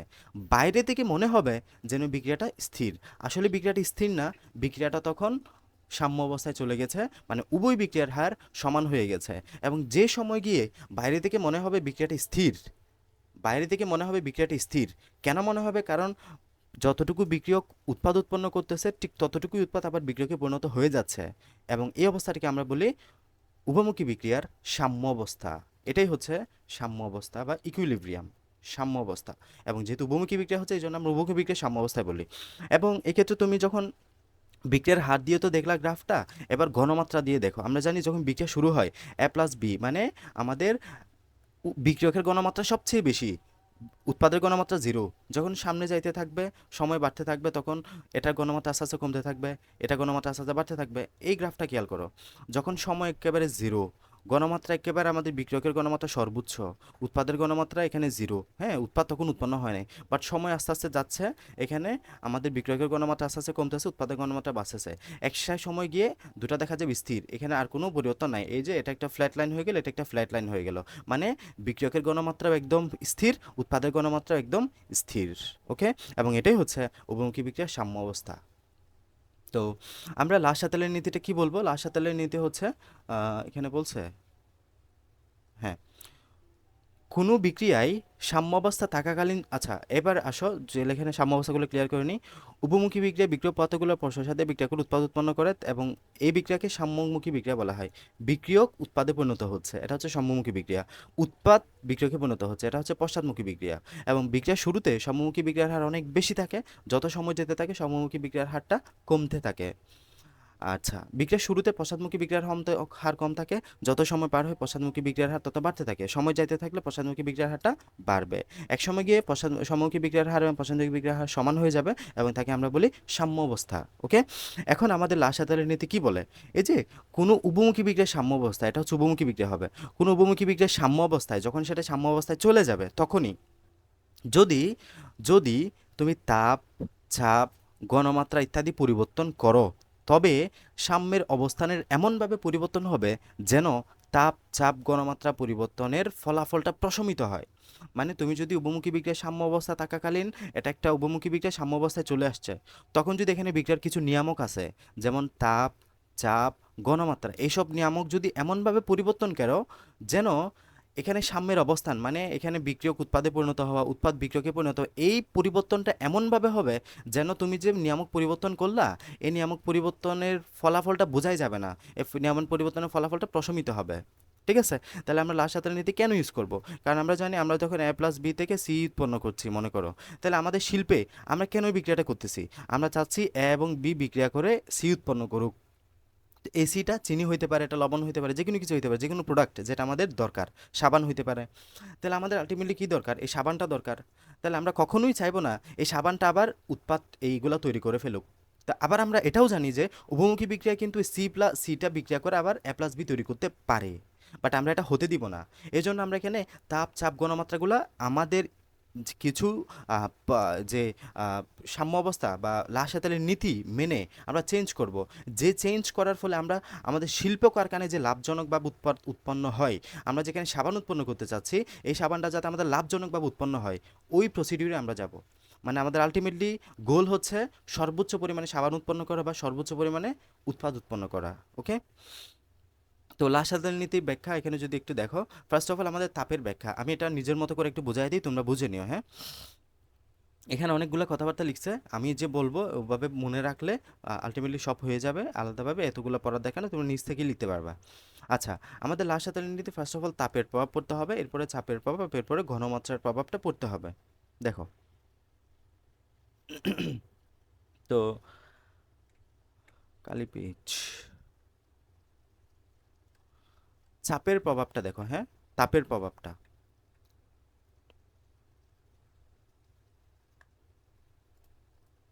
তাহলে তাপের প্রভাবটা দুই রকমের হইতে পারে। হ্যাঁ, তাপের প্রভাবটা দুই রকমের হইতে পারে। তাপের প্রভাব পড়তেছে, এই তাপের প্রভাবটা হইতে পারে আমাদের একটা বিক্রিয়া তাপ উৎপাদীয় হইতে পারে, তাপ হারিয়ে হইতে পারে, তাই না? একটা বিক্রিয়ক তাপ উৎপাদীয় হইতে পারে, তাপ হারিয়ে হইতে পারে।